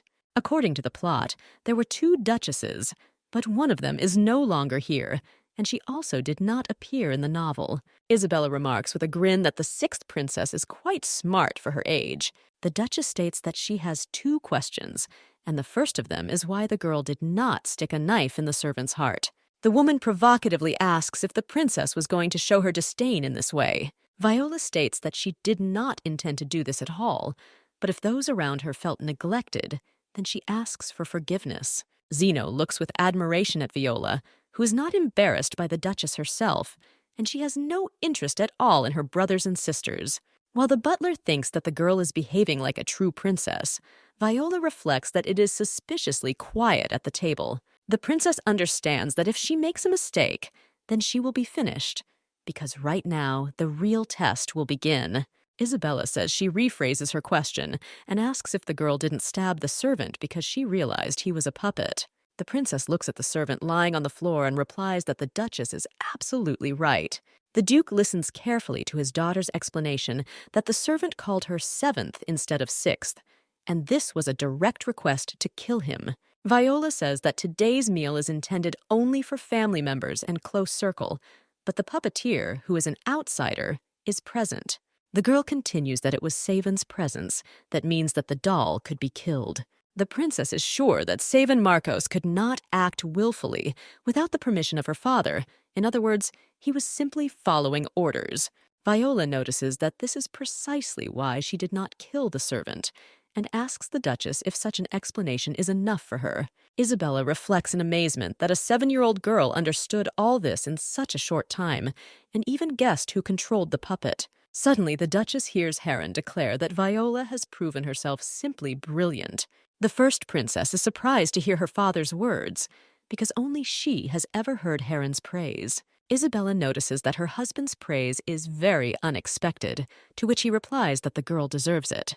The Duchess states that in light of what is happening, asking a second question is pointless. Viola notes with a grin that the woman wanted to ask how she dared to pull out a weapon in front of the Duke and Duchess. Isabella once again looks at the girl in bewilderment and realizes that she is very dangerous. Suddenly, Heron calmly declares that asking questions is enough. Now Viola is not only not inferior to Isabella, on the contrary, she stands up to her with dignity. The girl acts like a true Viratu and definitely deserves praise. The Duke wonders why he cannot stop thinking about the Viola who is not like Virata. Heron has some kind of inexplicable sympathy for this girl, so impeccable and calculating, and he likes it. The Duke tries to convince himself that he is simply happy that he managed to adopt a child who is very suitable for Verret. Heron drives away strange thoughts from himself and orders him to bring a gift for the princess. Carlton approaches Viola, greets her, and hands her a box with different bottles. The girl looks at the gift and remembers that this is the last exam from the Duke. All these bubbles contain poison so strong that it causes instant death. Isabella says that the box contains extremely useful drugs, but each has its own effect. The girl remembers that in the story, Viola knocked over the entire box on the floor. The princess gets up, thanks for the gift, and decides that she will do what is most convenient for her. Carlton politely asks which potion the princess decided to choose. The girl picks up the bottle and states that as soon as she was named the 7th princess, the test for the right to be called Viratu began. Viola throws the bottle on the floor and notes that this is probably exactly the reaction they expected from her. Looking at the shards, the princess states that she was told that a man with the surname Viratu should be suspicious of everyone except himself. Isabella looks at the girl with interest and asks who gave her such good advice. Viola declares that her faithful servant gave her advice. Zeno, hearing these words, respectfully bows before his mistress. Viola takes the next bottle and notices that it has a familiar smell, as if it has a special story. Heron, not expecting to hear this, barely noticeably shudders at these words. The princess examines the bottle and notices the Duke's reaction, which means this bottle is connected with Rael. Rael is Heron's only love.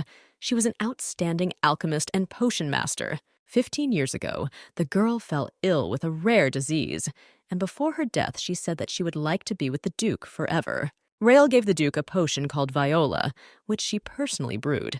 The girl handed her beloved a bottle and offered to leave this place together and go to warmer climes. Looking at Carlton, the princess remembers that it was he who stopped Heron when he was about to drink Viola. The girl wonders why she named her adopted daughter after poison. Obviously, there's not a single normal character in this world. Viola opens the bottle. The novel said that the princess was not affected by the deadly properties of this poison. Heron, seeing that his daughter is opening the bottle, asks with excitement what she is going to do. The princess calmly says that she knows about the deadly properties of the potion, but for some reason she wanted to try it. Zeno leans towards Viola in a panic and says that this poison is the most powerful of all 5. The Duke, in excitement, hears his daughter say that the potion beckons her to it, as if it contains the voice of some woman. Heron, trying to control himself, asks what his daughter heard and where. Viola calmly replies that she did not hear, but saw the Duke immediately demands to know the details. Looking into her father's eyes, Viola says that she sees very well the longing for some person, a love that is stronger than death and a cherished desire. The girl brings the bottle to her face and declares that she will try it after all. In fact, Viola is incredibly afraid and only hopes that the novel will not let her down. The princess resolutely drinks the poison and feels that her throat and her whole body have become hot. Suddenly, Viola's eyes turn red, and the only thought that beats in the girl's head is that she needs blood. Isabella thinks that the child in front of her was born to kill, but at the same time she can control her bloodthirstiness. Viola has amazing insight and extraordinary endurance. In addition, the girl has the ability to demonstrate her worth and use the situation for her own purposes. With delight, the Duchess notices that Viola does not hide her abilities, which means that she herself wants to take the position of head of Viratu. Heron thinks that the girl is perfect for Virat, and this is what he wanted. But for some reason, he is not at all happy. Feeling relieved, the princess points to the empty bottle and declares that she drank it all. Sitting down at the table, the girl asks if it's time for them to finally start eating. The family begins to eat, and Viola notices that there are so many people around, but only the sound of cutlery can be heard. Noticing that the father is looking intently at his daughter, the princess thinks that she has succeeded and the Duke is pleased. The girl thinks that her brothers and sisters also accepted her as one of their own, which means they need to continue to act in the same spirit. Suddenly, Viola feels a gaze on her. One of the sisters is examining the girl. Hera, the 4th daughter of Duke Viratu, was lame from birth. The girl turned out to be a real genius who made up for her physical inferiority with mental abilities. In the book, Viola often quarreled with her sister, but now the girl must certainly win Hera over to her side, because her sister is a brilliant strategist. The princess understands that she needs to be kind to Hera, because in the future, the girl will become fabulously rich. Noticing Viola's gaze, Hera becomes very embarrassed and sharply turns away in the other direction. The princess understands why the girl looked away. The real Viola did not take her sister seriously, but now the situation has changed. The welcome meal ended, and the exhausted princess barely made it to bed. Looking at Zeno, the girl whispers that after sleep she wants strawberry lemonade, which needs to be put in with more ice. The butler carefully says that he will prepare crushed ice and decorate the drink in the form of snow. A few hours later, Viola opens her eyes and asks in surprise why Zeno is nearby. The butler explains that the princess was constantly opening up. That's why he was there all this time. She can't be sick now. Viola reflects that Zeno's concern is not without reason. He is afraid of rumors that the princess fell ill after drinking poison. Virat should not be given any slack. The butler states that he is glad that everything is fine with the lady.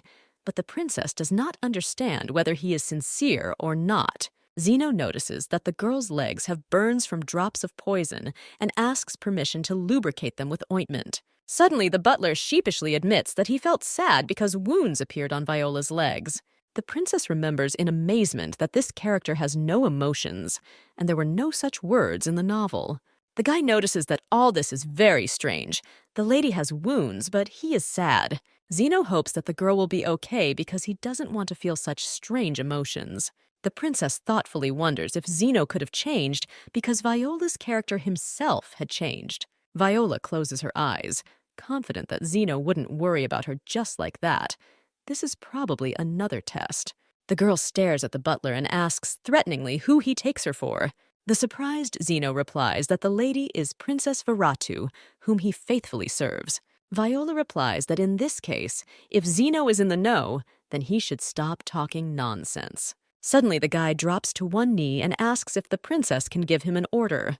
Viola sits up in bed and asks in bewilderment what the servant means. Zeno explains that he wants to receive orders to guard and protect his mistress.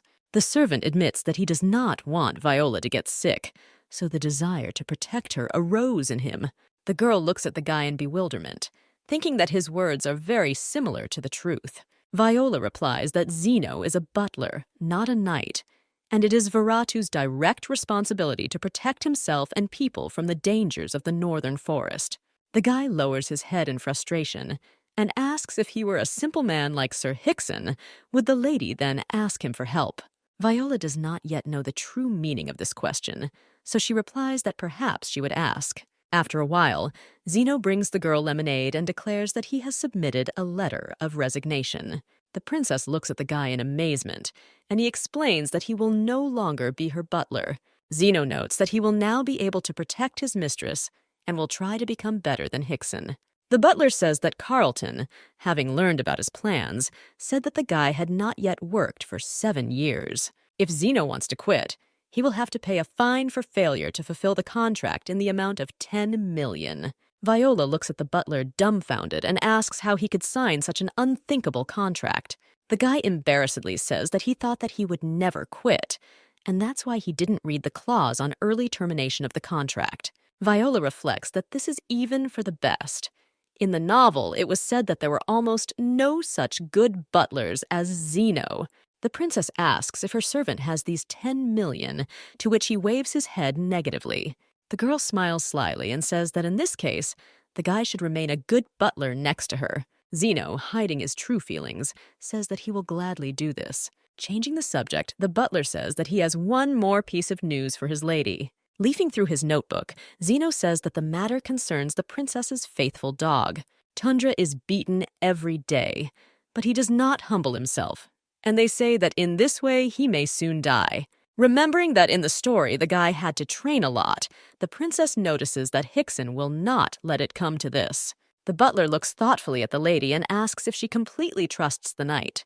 The girl shrugs her shoulders in bewilderment and says that yes, she trusts that Hickson will not kill her dog, precisely because he belongs to her. Zeno reflects that the knight was a hero at first, and then was a nobody for 3 years. So why does the princess trust him more than Zeno? Suddenly, the guy realizes that this strange feeling is nothing more than the same jealousy that he has heard so much about. Pressing his hand to his chest, Zeno decides that the princess needs a good butler, so there is no need to be jealous. The servant asks if the mistress would like to personally go to the training field. Viola asks in surprise why this is. With a grin, Zeno notes that the princess should take a look for herself at how the knight handles her thing. The girl looks at the butler with interest. It seems that he wants to complain about Hickson. As Viola heads towards the training field, she thinks that she herself wanted to watch the Tundra train. Approaching the field, the girl hears loud cries of struggle and sees 2 boys fighting mercilessly. The princess looks at the young men in amazement and does not understand what her brother Vishen is doing here. Viola doesn't understand what happened and why the boys look so fierce. Hickson approaches, and the girl asks why Vishen and Tundra are fighting, but the knight explains that it is just a duel. Viola looks at the coach doubtfully. The boy's anger is so great that she feels it with her skin. Hickson points to himself and happily reports that he has lost weight and looks much better. The Princess of Forgiveness says that yesterday she was at her father's welcome meal, and in comparison with him, her uncle is just a squid. Hickson notes that this was the first time he had heard such an expression, but he understood perfectly well what it meant and immediately became unpleasant. The man notices that Viola called the Duke father and asks if they are really that close, but the girl says that it's not quite like that. Cheerful, the knight says that if they are not so close, then everything is in order. The princess watches the training. Brother and Tundra strike each other in a very unchildish way. The knight asks who the girl thinks will win if they fight for real, but Viola notes that the question is incorrect. The girl asks which boys Hickson is talking about, what they are like usually or what they are like now during the fight. Viola continues that Veesen will win today because he has been training since birth, and besides, he is a purebred Viratu. Confused, the knight asks why, in this case, the princess is talking about the current situation. Hickson is surprised to hear arguments that the skill levels of Veesen and Tundra are different. Veesen learned to use cutting weapons covertly, so a duel in open space is not suitable for him. Tundra, on the contrary, learned fencing from a knight, and he feels free in such a duel, but is inferior in skill to his opponent. Viola concludes that if there are no serious mistakes, then Viken will win. Hickson looks at the girl with pride. She is only 7 years old, but she has assessed in detail the situation, the place, the weapons, and the level of preparation. The man asks what mistakes the princess is talking about, to which she replies that in a fit of emotion, the brother can make too wide a move or simply get distracted. Viola states that her brother is still too young, so for him, all this is perceived as a game. Suddenly, the boys stop abruptly, noticing Viola. At the same moment, Tundra resolutely thinks that he cannot disappoint his mistress. Vishen, with a joyful smile, reflects that he needs to demonstrate to his sister how strong he is. Hickson approaches the boys, takes the weapon, and declares that today everything ended in a draw. Vishen, in the usual manner, begins to resist, but the knight slaps him in the face without further ado. The boy, surprised, asks why the coach is fighting, but Hickson states that the student was being cocky. Vishen's eyes fill with hellfire, and he declares that he will kill the man, who laughs and replies that he will watch it. Viola approaches her brother, and he immediately begins to make excuses that he did not lose at all. The princess takes out the contract, shakes it in front of her brother, and declares that she is ready to voice her wish. The girl declares that no matter how strong Viken is, under no circumstances should he kill his uncle. Viola says that according to the contract, the brother must keep his promise. The princess approaches Tundra, who asks for forgiveness for not showing his best side. The young man blushes when he hears from the mistress that he did well, and most importantly, that he was not hurt. Tundra lowers his head and thanks his owner, promising that he will try harder to become a good dog. The princess notices that the boy is a man, so why does he call himself a dog? Tundra explains that the owner promised to keep him next to her, and there is a dog next to the owner, which is why he has such a dream. The girl doesn't understand why Tundra lowered his head. Does he really want her to stroke his head? Viola touches Tundra's head, to which he happily says that he is very happy about the praise. Suddenly, Hickson declares that he has understood the whole truth about the princess, which causes sincere surprise in the girl. The man looks at the girl and declares that she has very obvious skills as a mercenary. The knight continues that Viola pretends to be a helpless little girl, but in reality she is a princess of iron blood. Viola realizes that rumors that iron blood flows in her veins have also reached Hickson. Ignoring the knight's words, the princess turns to Vichen and says that they need to talk in private. Turning away from Tundra, the girl says goodbye, that she hopes to see him stronger next time. The young man looks longingly after the princess and hopes that next time she will play with him. Thinking that Tundra shouldn't be risked, Viola decisively tells Vishen that she shouldn't be so openly aggressive towards her dog, because Viratu is a boy. The sister convinces her brother that he needs to behave properly and maintain the dignity of his family name. The boy replies that in this case he will look more noble and asks if his sister would like this. Viola thinks that Vishen has clung to nobility. Although this was not in the book, he is very easy to control. But the girl is not sure that she is doing everything right. The princess understands that Zeno is behaving atypically, and Tundra has decided to become her dog. The girl is very worried that according to the plot, Hera was supposed to visit her sister in a few days, but she is still not there. 2 weeks later, Hera still did not come, which began to stress Viola very much. Deciding that it is necessary to release the bait, the princess decisively calls Zeno. Viola gives the butler a note and orders him to take it to his older sister. When the servant asks what is in the note, the girl replies with a grin that she would just like to be friends with her sister. The next day, there's a knock on the door, and a servant reports that Princess Hera has arrived. Zeno opens the door, and his sister's butler rolls the stroller into the chambers. The fourth princess barely turns her head to the butler and orders him to go out the door. Following her sister's example, Viola also orders Zeno to leave because she wants to talk to her sister alone. Hera's gaze changes sharply, and she asks for what purpose Viola insulted her. Noting that Hera read her note, the princess states that she did not say anything bad about her sister. Hera sarcastically asks if her sister wants to say that the purpose of the note was not an insult. The note contained an invitation to become friends, which in the Viratu family means that the recipient is not a competitor and is therefore considered an insult. For Hera, who refused to claim leadership due to her physiological characteristics, this sounded even more insulting. Viola says that she was sincere and asks for forgiveness if she offended her sister.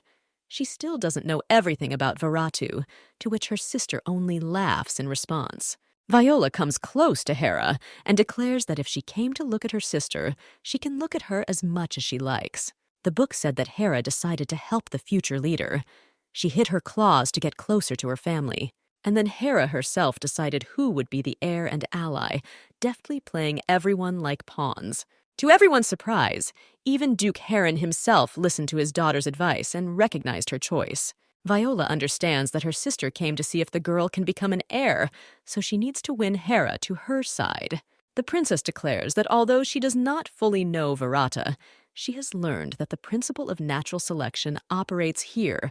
Only those who can prove that they belong to the family survive. Walking around the stroller, Viola wonders how, with such rules, the lame princess remained afloat. Hera calmly replies that there are no records indicating the presence of any duties. Viola understands that she needs to be smart, like Hera loves, and asks if her sister would agree to listen to her. The princess says that Vichin came to her immediately after her adoption, but for some reason he does not rush to Hera. Also, the sister constantly visits her father's office, although she does not have any responsibilities. Viola states that no matter how you look at it, it seems as if her father ordered everyone not to touch Hera. The fourth princess admits that everything is exactly like that, and the youngest wonders whether this was addressed to all children. Hera says that Viola is well aware that the one who enjoys the protection of his father will never become the head of the clan. Viola confidently says that Hera does not want to become the head. She wants to gain power in order to choose the one who will become king. The fourth princess looks at her little sister in amazement, as a 7-year-old girl who recently became a member of the family could understand this. The girl thinks that everything that is happening is very funny, and she will need to check Viola properly. When asked by her sister, the girl replies that she is absolutely confident in her words. Hera made a deal with her father. She refused the position of head, promising to support the one who takes this place for the prosperity of the Viratu family. The Duke is a fairly rational person, so he accepted his daughter's proposal. Viola says that it seems that in the family such people are called White Viratu. Hera nods affirmatively. The clan can be divided into 2 types. The Black Viratu are responsible for strength and power, and the white ones have unmatched mental abilities. Blacks were taken for real, and whites were treated as if they were making their plans from hiding, being inferior. Whites were seen as cowards who needed their father's protection, pathetic creatures who were not considered competitors. Everyone treated Hera this way, but Viola considered her very capable.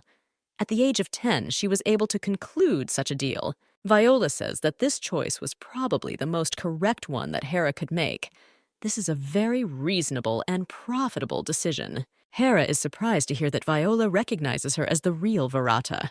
The girl states that her sister made a very reasonable and beneficial decision, and for this, she respects her. Hera listens to her sister's words in amazement. This is the first time she has heard something like this. Hera asks if Viola is tired of living under a mask and playing a role that does not suit her. Viola fearfully thinks that her game was unconvincing, yet Veratu is Veratu with her insight. The older sister declares that it's probably hard for the younger one to hide her madness, which is about to burst out, and asks if she wants cruel games with knives and poison. Hera continues that the one who openly thirsts for blood is no longer Veratu, but simply a madman. The elder sister asks if it was Zeno who told Viola to control her madness. She heard such conversations from the butlers. The girl hears that the eldest princess was very curious whether Zeno gave her too generous an assessment. Hera remarks that she is now forced to admit that the butler was right. Hera reaches out her hand to her sister's face, telling her that she really likes Viola. The princess is scared. Events are developing too quickly. She did not expect that Hera would be able to please him so quickly. Viola decides that this is another test, and she should not show what her sister wants to see, and therefore rather rudely pushes her hand away. Viola takes a strand of Hera's hair in her hands and declares that her sister should not cross the line, and it is not Hera, but Viola who chooses her. The fourth princess reflects that Viol lacks much compared to the older heirs of Veratu. She has no position or support from her mother's side, and she is only 7 years old. The girl wonders with interest how strong her sister will become if she helps her. Viola says with a grin that she hopes to become a close-knit family with Hera. For Veratu, a close-knit family means being able to use each other's strengths for the greatest benefit. Although Viola actually meant future financial support from her older sister, Hera realizes with interest that Viola is going to use her for lack of other support. The sister looks at the smiling Viola and thinks that at such moments a hidden threat emanates from her. Suddenly, Hera invites her sister to go somewhere with her, but so that no one knows about it.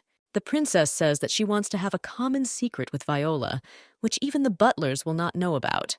Hera explains to the surprised Viola that she wants to show her her strength, which she secretly cultivates. When asked why the father should not know about this, the princess declares that the invisible knife is more terrible than the visible one. The next day, Viola looks at the note from Hera and does not understand what she should do. The place where the princess suggests going turned out to be the Terra Company, which she had prepared in advance. The main problem is that this did not happen in the book. Viola and Hera were not that close, and you will have to figure it out on your own. Viola is sure that all this is not just like that. It is obvious that Hera simply decided to arrange another test. Viola decides that in this case she should also prepare well. The princess walks down the street and reflects that getting out of the house was surprisingly easy. No one even asked anything. Continuing on her way, the girl looks around. There should be a sign somewhere here. The third largest area of the Winter Castle appears bright from the outside, but there are very poor areas very close by. Viola continues on her way, remembering that after the inn she needs to turn, and she will end up at a small 2-story building.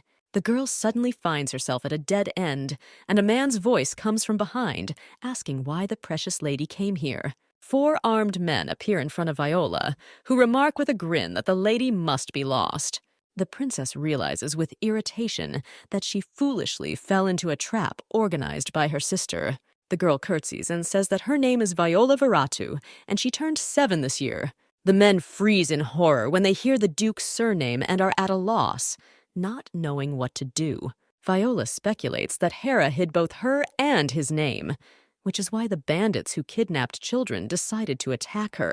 The kidnappers doubt the veracity of the girl's words, but Viola repeats her name and age again. The princess, with a fierce fire in her eyes, says that on the territory of the Winter Castle, all children under 10 years of age are under the protection of the Duke.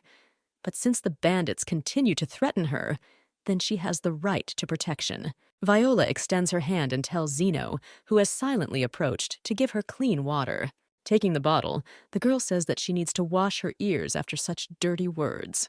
The bandits, not expecting anyone to come to the girl's aid, raise their weapons in rage, preparing to attack. At the same moment, one of the kidnappers standing closest to the princess falls to the ground as if knocked down. Viola calmly reports that the bandit is poisoned with a potent substance, and the others are paralyzed. The girl gives them a chance to make a choice. Zeno declares that in an hour the poisoned one will die anyway, but the others are invited to take him and get out of the winter castle. The bandits, who did not expect such an outcome, grab their accomplice and run away. Viola is upset and thinks that murder is a terrible act, but such bastards need to be destroyed, and she needs to get used to this world. The princess orders the butler to get rid of the bandits as soon as they leave the winter castle. Looking into the void, the princess declares that if Hera does not appear this very minute, she will kill all the employees of the Terra Trading Company. The door opens, a chair rolls out, and Hera reproachfully says that they agreed to meet without witnesses. Viola annoyedly declares that if she had come without Zeno, she would have killed everyone without hesitation. The princess says that she immediately gave her name and age, which means she could well have killed the kidnappers in self-defense. Viola tells her sister that in the event of a murder, it is unlikely that the investigators of Veratu Castle would take the side of the instigator of the crime. The princess is sure that everyone would have taken her side, because she would have acted as befits Verat, and asks for what purpose Hera lied to her. The elder sister says that she just hinted to the bandits that an aristocrat would appear here and invites Viola to declare a draw, since she brought her butler with her. Viola, appreciating her sister's frankness, agrees with a smile to accept a draw. The girl approaches Hera and says that now they will go where they originally intended, and she herself will push the stroller. On the way, the girls chat, and suddenly Viola declares that money is the most important thing, to which Hera replies that it is not appropriate for the Duke's daughter to use such low expressions. To her sister's question, Hera replies that she also loves money. Then Viola says with a grin that she is also ignoble. The girl boldly declares that aristocrats do not like to talk about money because they are well-fed pigs who have never known hunger and pretend to be noble. In response, Hera lets out a short laugh. In the book, it was said that Hera makes such a laugh when talking only with those she really likes. Viola continues to roll the stroller and happily thinks that she has succeeded, and now Hera will take her side. Continuing to chat, the sisters arrive at the appointed place, and Viola looks in amazement at the huge building of the Terra Trading Company. The princess looks with delight at the 10-story building, but does not understand how it could be built using the technology of this world. The girl understands that her sister already owns her own building at the age of 12 and respectfully tells Hera that she likes her. The eldest princess accepts the praise with embarrassment, but she truly deserves it. The girls enter a luxurious room, and Hera reveals that this is her office, despite the fact that the sign says a different name. Viola asks who her sister appointed as nominal director. Hera looks at her sister with great surprise and asks how she knows such words.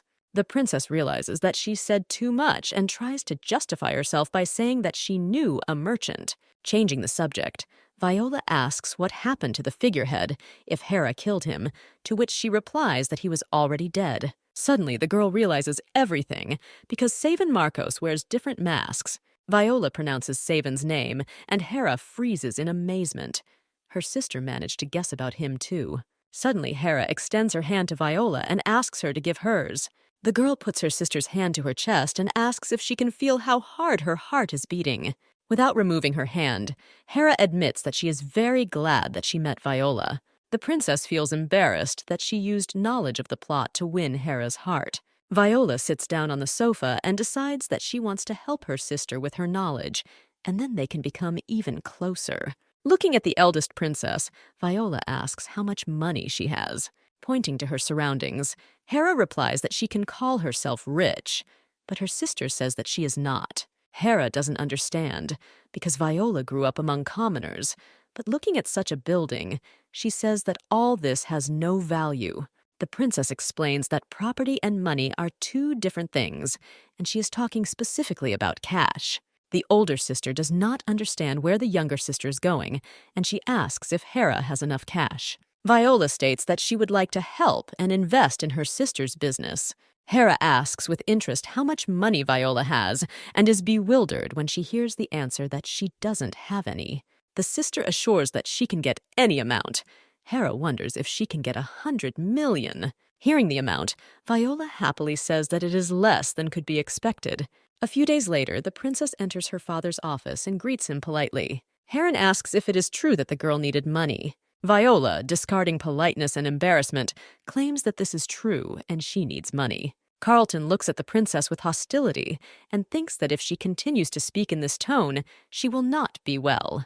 The butler recalls how Zeno came to him a few days ago and said that Viola was asking for some pocket money. Looking at Carlton, Viola remembers that the Duke loves impudence.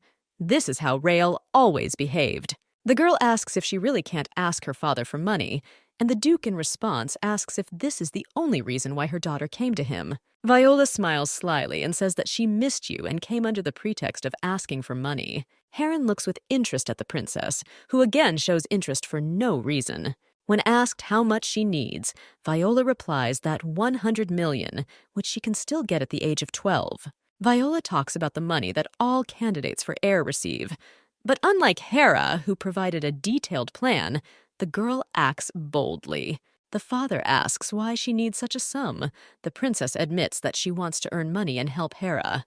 Viola directly says that the eldest princess will not be able to become the heir, and she thought that it was better to win her over to her side. Heron notices that the princess is a good student, and she replies that otherwise she will lose her head.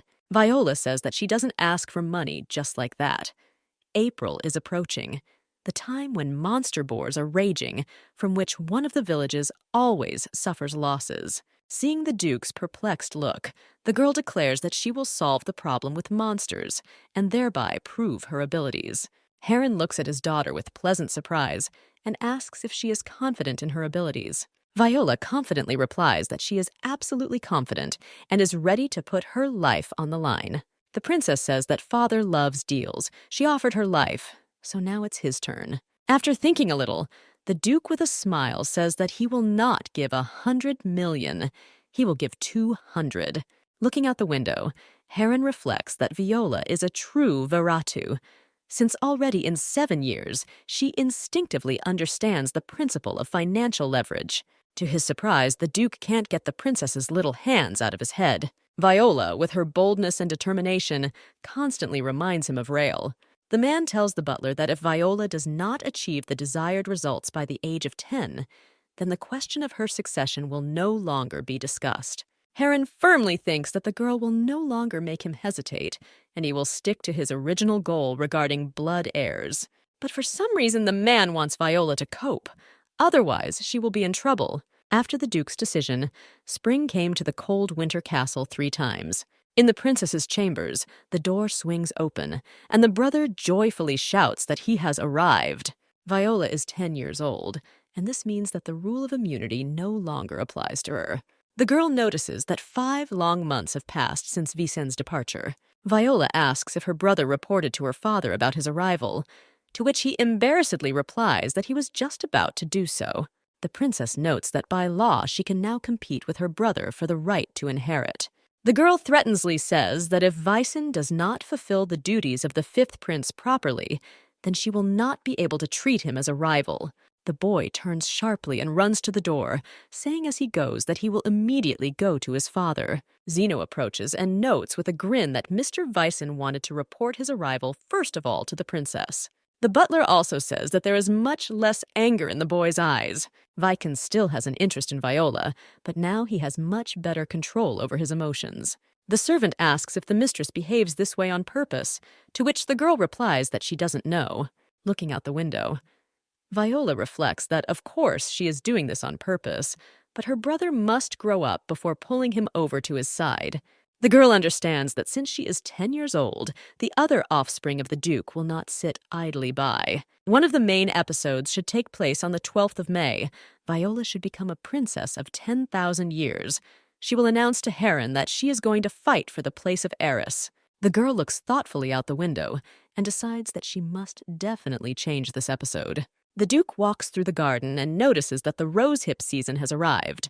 Heron waited for the onset of May because the memories of it were dear to him. Suddenly, the Duke's reminiscences are interrupted by Viola, who politely greets her father.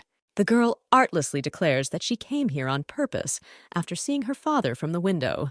The princess recalls that exactly 3 years ago, the Duke announced that if she did not achieve results by the age of 10, she would be expelled and deprived of her rights to inheritance. The father is silent.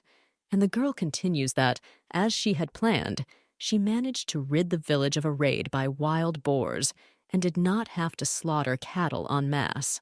Viola bred a hybrid of a red-lipped worm and a toothy mole to fertilize the soil in the mountains. Thus, a lot of food appeared in the mountains, and the wild boars stopped coming down to the village. Heron knows very well that thanks to the efforts of his adopted daughter, the big problem was solved quickly and easily.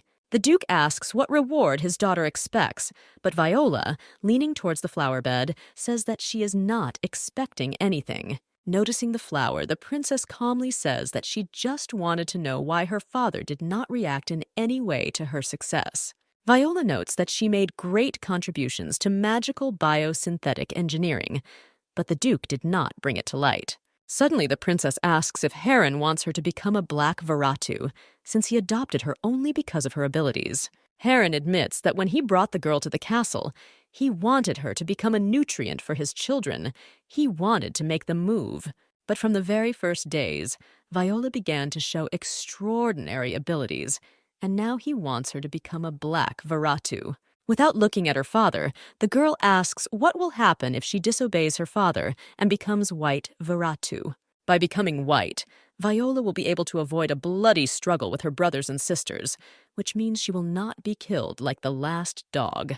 Approaching her father, the girl says that she has already proven her right to be called Veratu, so she does not avoid competition, but simply makes a choice. Looking at the flower, Viola says that an outstanding commander can defeat several opponents, and a good strategist can defeat a king and an entire army. Looking into her father's eyes, the princess declares that with her hands and feet, you can kill 100 people, and with her mind, you can deal with tens of thousands. Viola understands that this is radically different from the novel. In the novel, Viola became black, but she, on the contrary, will become white. The girl says that her father can be called a 1,000-year-old duke, and she will become a princess who is 10,000 years old. Zeno brings the Duke documents that record exactly what Viola spent her money on for the last 3 years. The butler declares that the princess is simply amazing, and he does not say this at all because he serves her. After Viola reached 10 years old, Heron deliberately did not accept reports about her in order to give a sober assessment. After carefully studying the documents, the Duke orders Zeno to bring Viola. The princess stands in front of her father, hiding her hands behind her back, and wonders why he wanted to see her. Heron asks what his daughter is hiding behind her back, thinking that if she brought it to his office, then there can be no danger. The girl shows a wreath of rosehip flowers and says that she made it especially for her father because he loves these flowers. Viola places a wreath on the Duke's head, declaring that she tried very hard and it suits him incredibly. The dumbfounded Heron replies that he doesn't like such tenderness. It's not his style. Without listening to any protest from her father, the princess happily looks at her creation and says that it looks very beautiful. The girl looks devotedly at Heron, and he declares that the girl smiles too much. Hearing her father's words, Viola instantly changes her face and says threateningly that this is her usual state. There's a knock on the door, and Carlton quickly enters the office, out of breath from fast walking. Seeing Heron, the butler is speechless. He has never seen a master like this in his many years of service. The Duke instantly takes off the wreath and asks what happened. Carlton pulls himself together and reveals that the matter is connected with Princess Viola. Heron invites his daughter to guess what the matter is, since she so wants to become a white Veratu. The girl thoughtfully says that, obviously, the matter is connected with the money that the Duke gave her 3 years ago. Heron gave Viola 200 million, which she used as collateral to take out a bank loan for another 100 million. In total, she had 300 million, of which she gave 100 million to Hera, as she had intended. With the remaining 200 million, she bought the chic wasteland. These lands were located between the Winter Castle and the border, were abandoned and infertile. However, the Empire of Monaco, located in the center of the mainland, announced that it intended to establish a trade route called the Golden Road that would connect the Empire and the Winter Castle. As a result, the price of this land has increased tenfold, and Princess Viola owns most of this land. The Winter Castle stands apart to resist the monsters. This is the only way to unite the internal forces of the castle and use them to fight the monsters. However, Viola continues, the situation in the Empire has changed, and it is currently developing at a loss. To stop this, it is necessary to connect cities, and therefore develop transport links between them. Heron listens carefully to the princess and asks if this is the main reason, or if there is something else. The girl states that the reason also lies in the approaching economic crisis. The value of the currency will continue to fall, and the empire will try to boost its economy through massive land development. The girl says that 3 years ago, a very talented minister appeared in the empire, and it was he who proposed such a policy. The princess continues that, among other things, she assumed that all this would happen in 3 years, which is why she decided to become White Veratu. Viola notes that if this land had been owned by someone without power, others would have taken it away, quietly getting rid of the owner. The Duke listens with pleasure, as the girl says that her father is Veratu himself, and therefore even the Emperor would not dare to take the wasteland from her. Viola curtsies and declares that it is very good to be the daughter of Heron. The Duke looks at his daughter carefully. It seems that he was not mistaken in her, and she will live up to all his expectations. Before going to bed, the Duke, as always, looks at the portrait of Rael. How many years have passed, and the pain from the loss has not subsided. The man thinks that Viola is very similar to his wife. Maybe Rael sent her on purpose so that Heron would not be so lonely. Looking at the rose hips that his wife loved so much, the Duke whispers that he misses her madly. An enraged Hera flies into Viola's room and declares that her sister is simply crazy for deciding to become White Veratu. The princess notes with a sigh that she has already talked about this. Has her sister really forgotten everything? Hera admits that she thought about Viola's intention to ridicule the White Veratu. Her sister asks in bewilderment why such conclusions.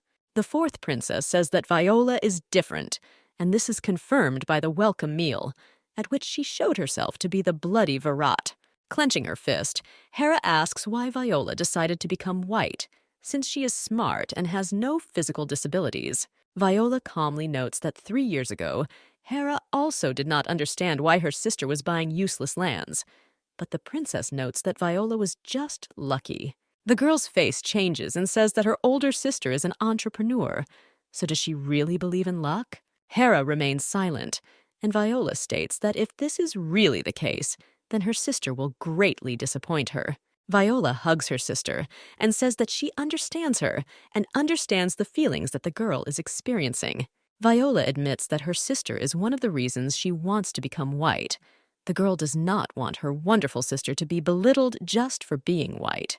The princess confidently declares that without the White Veratu, there would be no blacks. Hera squeezes her sister's hand gratefully and notices that she can't say that she doesn't like it. The older sister notices that her father considers Viola to be a black Verata, and it will not be easy to achieve his consent. Viola thoughtfully says that Heron will probably arrange some very difficult exam. Tundra kneels, lowers his head, and asks if his owner called for him. The girl says that now the boy will have more responsibilities. The servant replies that he heard that the mistress wants to become a White Veratu. Viola turns to the boy and asks his opinion on what should happen next. Without raising her head, Tundra replies that the Duke should give his daughter a test. Suddenly, the boy asks if the mistress will allow him to raise his head. Viola does not allow it, but in return strokes Tundra on the head, which causes him embarrassment and delight. Leaving the mistress, Tundra reflects that over the past 3 years, he has never seen the mistress's eyes. Tundra is confident that once he gets stronger, Viola will trust him more. Lost in his thoughts, the boy stops abruptly because he smells blood. Looking up, Tundra is surprised to see the third prince Kundo and does not understand what he is doing here. The prince mockingly notices that in front of him is Viola's same toy, although it is better to call him a dog. Kundo asks if dogs shouldn't bow when they see their owner, but Tundra replies that his owner is Viola. The prince mockingly notices that the dog speaks the same as a man and invites Tundra to bark. The boy clenches his fists and repeats that if the third prince of Veratu is in front of him, this does not make him a master. Kundo says the dog is well trained and spits forcefully in his face. Scoffing, the prince hands the boy a handkerchief and asks forgiveness for his cough. Suddenly, Viola comes out of the chamber and asks the third prince to stop. Kundo arrogantly asks if Viola is really ordering him, to which the princess replies that she is just asking. Suddenly, the girl notices spit on Tundra's face and indignantly asks him to come to her. The princess wipes the boy's face, noting that if the servants see the prince's behavior, he will become very embarrassed. At this moment, Tundra raises her eyes and stares at Viola without stopping. Kundo looks around defiantly and notices that there are no butlers here. Noticing the maid, the prince says that if he becomes ashamed, he will simply get rid of the unnecessary witness. Suddenly, Viola says that Kundo is just an insecure bastard and attacks him with lightning speed. The princess's eyes glow with a bright scarlet light, and she looks nothing like Viola. Kundo looks at his sister with delight. Is she really that special star that is written about in the history book? Maybe she has reincarnated into a human. Seeing how Viola rushes into battle, the prince notices how fast and elegant she is. Even Medea at 10 years old was not like that. Preparing to repel the attack, Kundo says that he uses the first technique of fencing in the Viratu style, the pentagram. Viola hits the obstacle with all her might and flies in the opposite direction.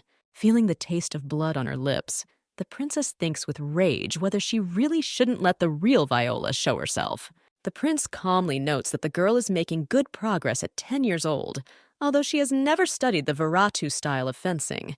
Kundo mockingly says that he didn't even try to attack, he only used defense. The prince declares that since they first met, he has a gift, and calling the portal, the guy takes something out of there.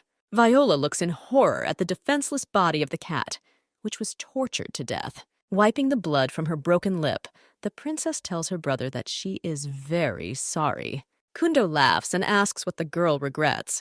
Perhaps the fact that she decided to become white. Looking into her brother's eyes, Viola expresses regret that this is their first meeting. Suddenly, shouts of abuse are heard, and the company is surprised to see Hickson running down the corridor.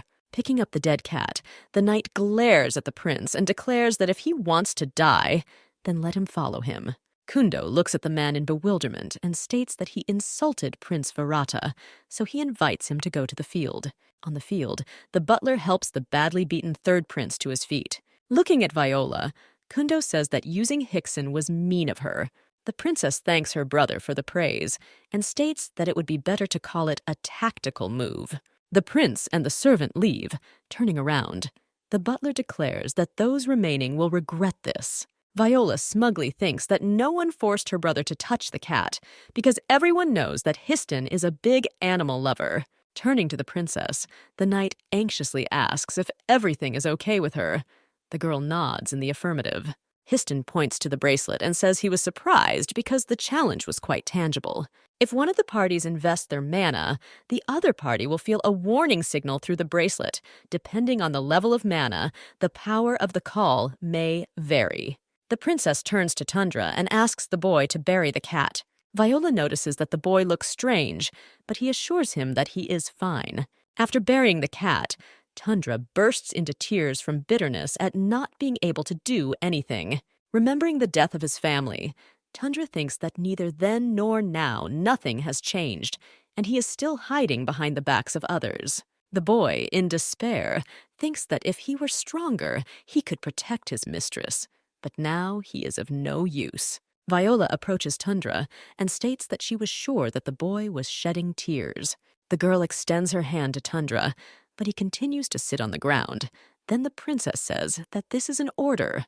Viola tries to console the boy, saying that everything is fine and he did what he had to do. Tundra, in despair, says that he will become so strong that no third prince will even dare to look at him.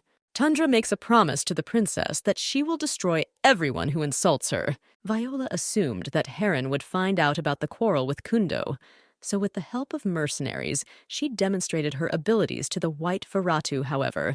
There was something that Viola could not foresee. The interlocutor tells the Duke that everything turned out exactly as his father said. Sitting in front of her father is the eldest Princess Medea, the main contender for succession today. The girl says that Kundo is recovering thanks to the priest's prayers. It will take several days. Medea says that a deep wound appeared on her brother's chest, as if inflicted from the inside. Heron listens with interest that Sir Hickson used only his fists, and this wound seems to have been inflicted by Viola. The girl notices that even she, at 10 years old, was not capable of such a thing, because in order to inflict such a wound, it is necessary to have high mana control skills. It seems that Viola wanted to simultaneously prove her right to be white to Virat and demonstrate that she was worthy of being called black. Medea admits that she became very interested and asks her father for permission to see Viola. Looking at her sister, Viola thinks that according to the plot, the meeting with her should have taken place a little later. The girl looks at Medea with delight because her favorite heroine of the novel is sitting in front of her. The princess notices that she came without warning and did not expect Viola to receive her, to which the girl replies that this would only be possible in an unwanted meeting. Viola admits that she has long wanted to meet her sister and look at the legendary white north wind. Medea, Viratu's eldest, was black and active. At the age of 12, she received the status of a knight. On the same day, the order sent the girl to war, where she single-handedly destroyed a pack of goblins. As an exception, the princess received the 9th knightly level, and after that repeatedly confirmed her genius, receiving the status of the first in history. Medea was the first on the mainland to receive the first knightly level at the age of 20, and was also awarded the 32nd star of Emperor Nelak. Looking at Medea, Viola reflects that the girl is called the White North Wind, a snowstorm that happens once every few decades. The princess takes a glass and asks what question her sister came to her about. Medea calmly notes that she is aware of the quarrel between Viola and Kundo and states that, according to rumors, Viola wounded the young man. The girl calmly replies that it was not she who fought with Kundo, but Sir Hickson, and it all happened on the training field. Medea draws her sword, presses the tip to Viola's neck, and declares that hiding her power was the right decision, and she should not have shown it. Viola looks at the girl in fascination, noting that her lightning-fast movements are impossible to catch. Zeno stares at the first princess and notices that she is on the grounds of the estate. Medea received the star of Emperor Nelak, and these people have powers in all areas except those related to imperial decrees. Medea calmly notes that the imperial laws are higher than the ducal ones, so nothing will happen to her for pulling the sword out of its sheath. Viola calmly asks if it is true that the imperial laws are higher than the laws of the duchy. The girl continues that she does not consider the laws of the owner of the winter castle lower than the imperial ones, because the duke is their father, and she considers him the strongest man. Medea is surprised to hear her sister's words, that whoever is stronger is right, especially in the Viratu estate. Viola notices that her sister has the same eye power as her father, so she must understand that the girl is serious. Medea looks at Viola in amazement. Is this extraordinary child really an ordinary 10-year-old child? The eldest princess sheathes her sword and thoughtfully says that perhaps her sister is right. Suddenly, Viola hears that Medea invites her to go to the training field. The princess repeats that the girl should not have shown her strength, and Viola understands that her sister wants to find out where Kundo's wound came from. The girl decides to stall for time and declares that she doesn't mind, but first she would like to drink strawberry milk. Medea sits down on a chair, and Medea notices that the girl is not afraid at all. Viola calmly remarks that the milk is very tasty.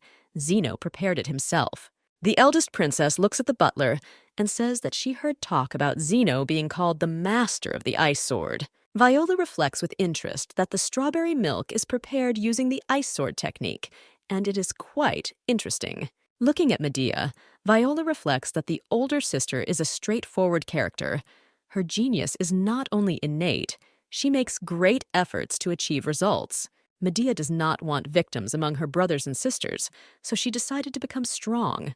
The girl is categorically against anyone from the family dying. Suddenly, an idea comes to Viola's head, and she realizes that she has found a way to pass the test. Medea and Viola go to the training field, and the older sister wonders what weapon Viola prefers. The girl takes a dagger from the folds of her dress and says that she usually uses it. Taking the sword out of its sheath, Medea notices that her sister does not have the most advantageous weapon. Viola states that in this case, the princess should give her a head start and not move. Then she can win. Medea looks at the girl with a grin and says that she agrees to her conditions. Suddenly, Hickson approaches the princesses and declares that he will be a second. Looking at the knight, Medea reflects that the heroic spirit has awakened in him again. Just a few years ago, it seemed that he was about to die. Looking at Viola, the eldest princess reflects that the reason for these changes is definitely her. The girl clutches the dagger tighter and tells her sister that she is preparing to attack. Viola stands still. Medea waves her sword impatiently and says that if the girl attacks like that, she will cut her. Viola continues to stand silently in place, and the princess asks in bewilderment if she can hear her. Continuing to stand, Viola reflects that there is a reason why she chose such a seemingly stupid technique. The girl is sure that Medea would never hurt her family. This contradicts all her principles. In the novel, Viola hated Medea and once dealt a fatal blow to her sister. Viola asks why her sister did not resist and decided to die such an insignificant death, to which Medea replied that she was very tired and wanted peace. Viola is surprised to hear her sister's apology for leaving her with this heavy burden. With all her strength, the girl holds the sword in her hands and admits that she has always loved her sister. Having decided that she would never do anything like the bookish Viola, the girl suddenly hugs her sister and shouts that she has won. The stunned Medea says that her sister acted too rashly, and if she were her enemy, she would have already killed her. Viola looks up and declares that if her sister were her enemy, she would have stabbed her with a dagger long ago. The girl reports that she believed that her sister would not attack her, since the second and third princes are still alive. Taking Medea by the hands, Viola says that she wants to talk to her privately and suggests going to a quiet place. Hearing the words of the youngest princess, Hickson runs up to the girls and declares that he will not leave them alone. The man emphatically states that he is an adult that the princesses can rely on. Viola states that it is not a matter of mistrust, and no one, including Tundra and Zeno, will follow them. The princesses come alone to the rosehip garden, sit down on one of the benches, and Medea asks what her sister wanted to talk to her about. After a short silence, Viola admits that she has been wearing a mask all her life. Medea quietly replies that they all live like this, but Viola says that the main thing is what kind of mask it is. The girl says that even at the welcome meal, Medea looked at her not with curiosity, but with anxiety. The princess admits that her words about trust were sincere and asks if her sister understands what she is talking about. The eldest princess looks at her sister in surprise and admits that no, she doesn't understand. Viola decisively says that she hates all these disputes over inheritance and intrigue. With a gloomy expression on her face, Medea hears that family is important to Viola, and the one she didn't dream of shouldn't be like that. The first princess notices that Viola does not look like Virata, and the girl notices that an ominous aura emanates from the girl. It's not for nothing that she is the knight of the first star. Quite rightly, Viola notes that she is not her own daughter, and therefore does not resemble Virata. The girl says that before she came into the family, her life was hard and lonely. Her only close person died, leaving her alone. Medea assumes that we are talking about Hickson's daughter because the girl said that she became friends with him because of her daughter. Viola replies that her sister is right, and she notices that her sister's face has begun to soften. The eldest princess notices that the image of the bloody Viratu is also nothing more than a mask. Viola nods affirmatively. The girl looks at the sky and says that the white-winged Viratu blows even on commoners, so she has long wanted to meet Medea. The princess is surprised to hear that even if the girl is mistaken about her, she is still glad to be her sister. Medea laughingly says that Viola is very impudent. The girl asks if this means that she was mistaken. Medea hugs her sister and says that there is no mistake, and the girl has become a real Viratu. Hugging her sister, Viola reflects that at some point she got used to being Viola, and she really needs a family. Noticing her father, a touched Viola runs up to the Duke and asks if he can hug her. Heron takes the girl in his arms. The daughter thanks him and presses herself to his chest. Sitting in the Duke's office, Medea asks her father if he will punish Viola. The man thoughtfully asks why the first princess decided that he was going to punish the girl. Medea admits that her father's behavior seemed very unusual to her. Holding Viola in his arms, the Duke looked as if he no longer expected anything from her and behaved very gently with the girl. Realizing that with her help, Viola will be able to once again prove her strength, Medea declares that if her father does not mind, then she would like to complete the task together with Viola. Sitting in Viola's chambers, the princesses enjoy sweets in each other's company. Medea puts the glass on the table and states that the mission order will come out soon.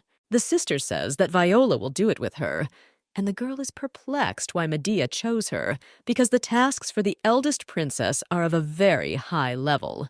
With unpleasant surprise, Viola hears that they will have to go to the assault fortress.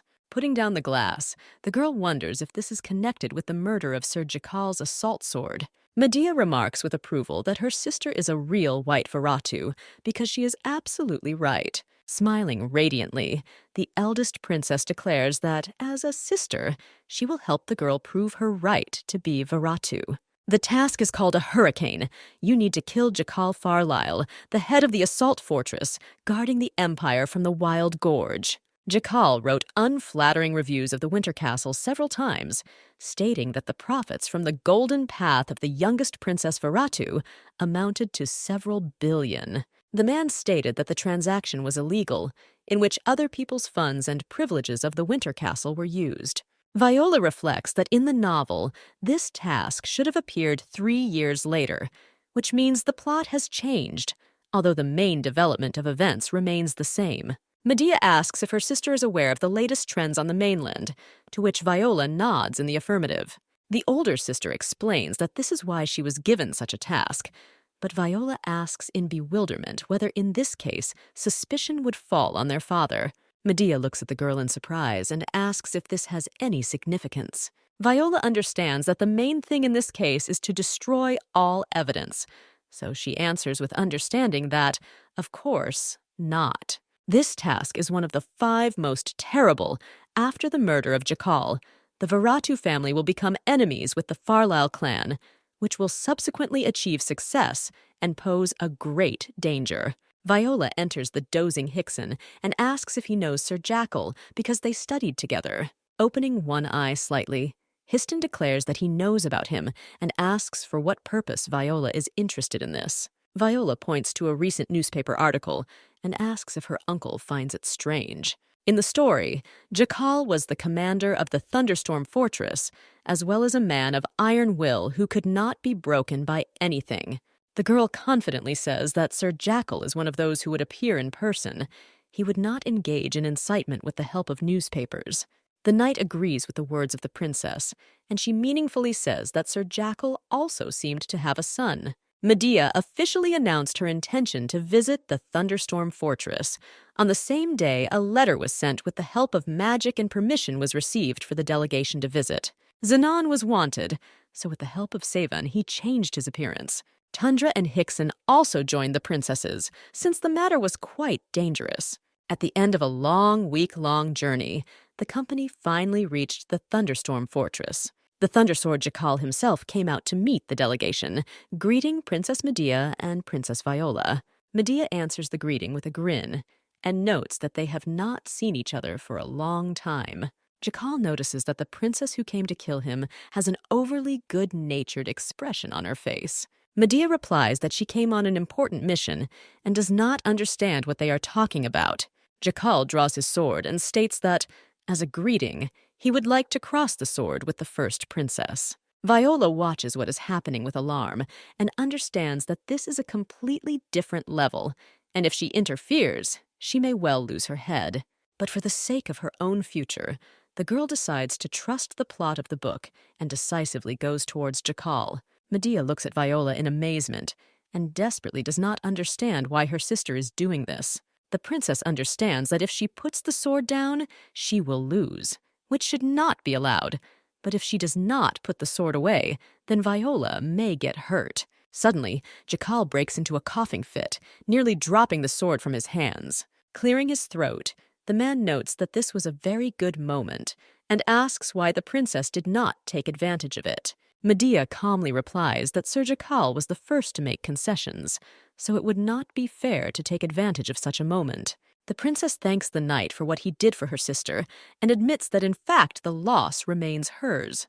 Viola bows politely and thanks the knight for not attacking. Sir Jackal states that the princess acted very unwisely and could have suffered.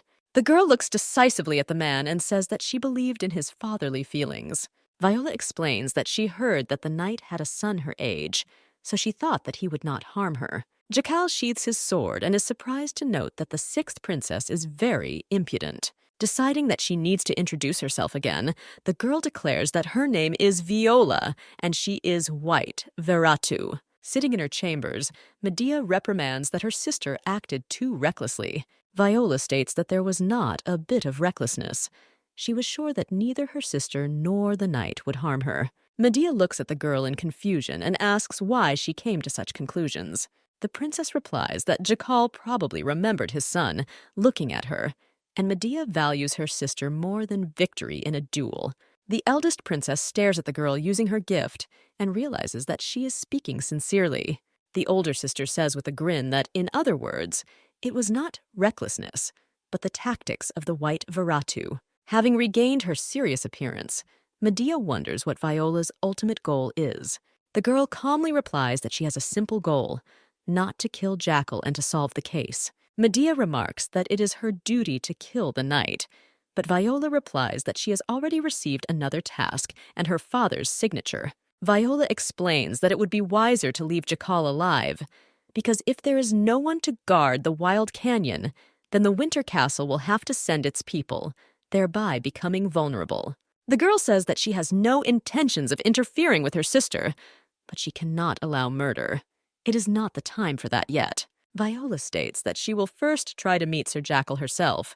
Tundra pulls the blanket over himself and declares that he will serve the mistress because he is a faithful dog who should always be there. Zeno pulls the blanket over himself and says that he will serve because he is the lady's personal butler. The girl looks at the boys with annoyance and declares that she herself is capable of hiding. Zeno states that at exactly 23 hours and 23 minutes, the princess throws off the blanket, and he must do everything to prevent the princess from catching a cold. Tundra indignantly asks why the butler does not want to give up his duty to him. Viola gradually boils over and eventually explodes, screaming for both servants to get out of the chambers. Early in the morning, the princess and Hickson watch the legendary squad train, admiring their skill. Jakal approaches. The princess says that she has always wanted to see the majestic Thunder Squad in person. Sir Hickson extends his hand with a smile and says that yesterday he did not have time to properly greet his old acquaintance. Jackal notices that the knight looks good, to which he replies that it's all thanks to Viola's efforts. The commander of the fortress turns to the girl and remarks that the Thunder Squad was just an excuse. So what does the princess really want? The girl states that Jackal probably knows the story of Sir Hickson, and for him it should be just as sad, because his son also disappeared. The boss angrily replies that he doesn't understand what they're talking about. Viola explains that the man's situation is very similar to Hickson's story, and that it all continues on the mainland. The girl declares that she is making every effort to help Hickson, and also to prove her right to be white to Verret, so she must help Sir Jackal. Hickson says that his family was kidnapped at exactly the right time, without leaving any traces, after which the man could not do anything and turned into a complete non-entity. The knight declares that his friend's son was also stolen, which is why he went crazy and attacked the Winter Castle. The man says that they were both simply bewitched. He cannot say for sure, but most likely they used magic. Seeing the bewilderment on Jakal's face, Viola explains that they mean hypnosis, or the magic of suggestion. This magic turns love into fear and paralyzes the mind. When Jakal stopped thinking straight, he began to be threatened. Seeing the skepticism on the boss's face, the girl admits that it's hard to believe, but she's been watching the situation for 3 years. The princess declares that at the age of 12, she will be able to appear in secular society. She wants to become the most dangerous and influential, so she found out everything about her competitors in advance. The girl also made inquiries about the heir to the Thunder Sword, Jeremiah. The princess has a special relationship with the Terra Trading Company, which often visits here, so she resorted to all means to find out everything about Jeremiah. Jekyll says in bewilderment that the place is well guarded, and how can something like this happen on the territory of the Thunderstorm Fortress? Viola says that if she was able to find information about Jeremiah, then a kidnapping using all possible means is taking place. Suddenly, Jekyll grabs his head and says in surprise that after the princess's words, his head seemed to clear up. Hickson says that at one time he felt like his head was shrouded in fog. The boss admits that he felt the same.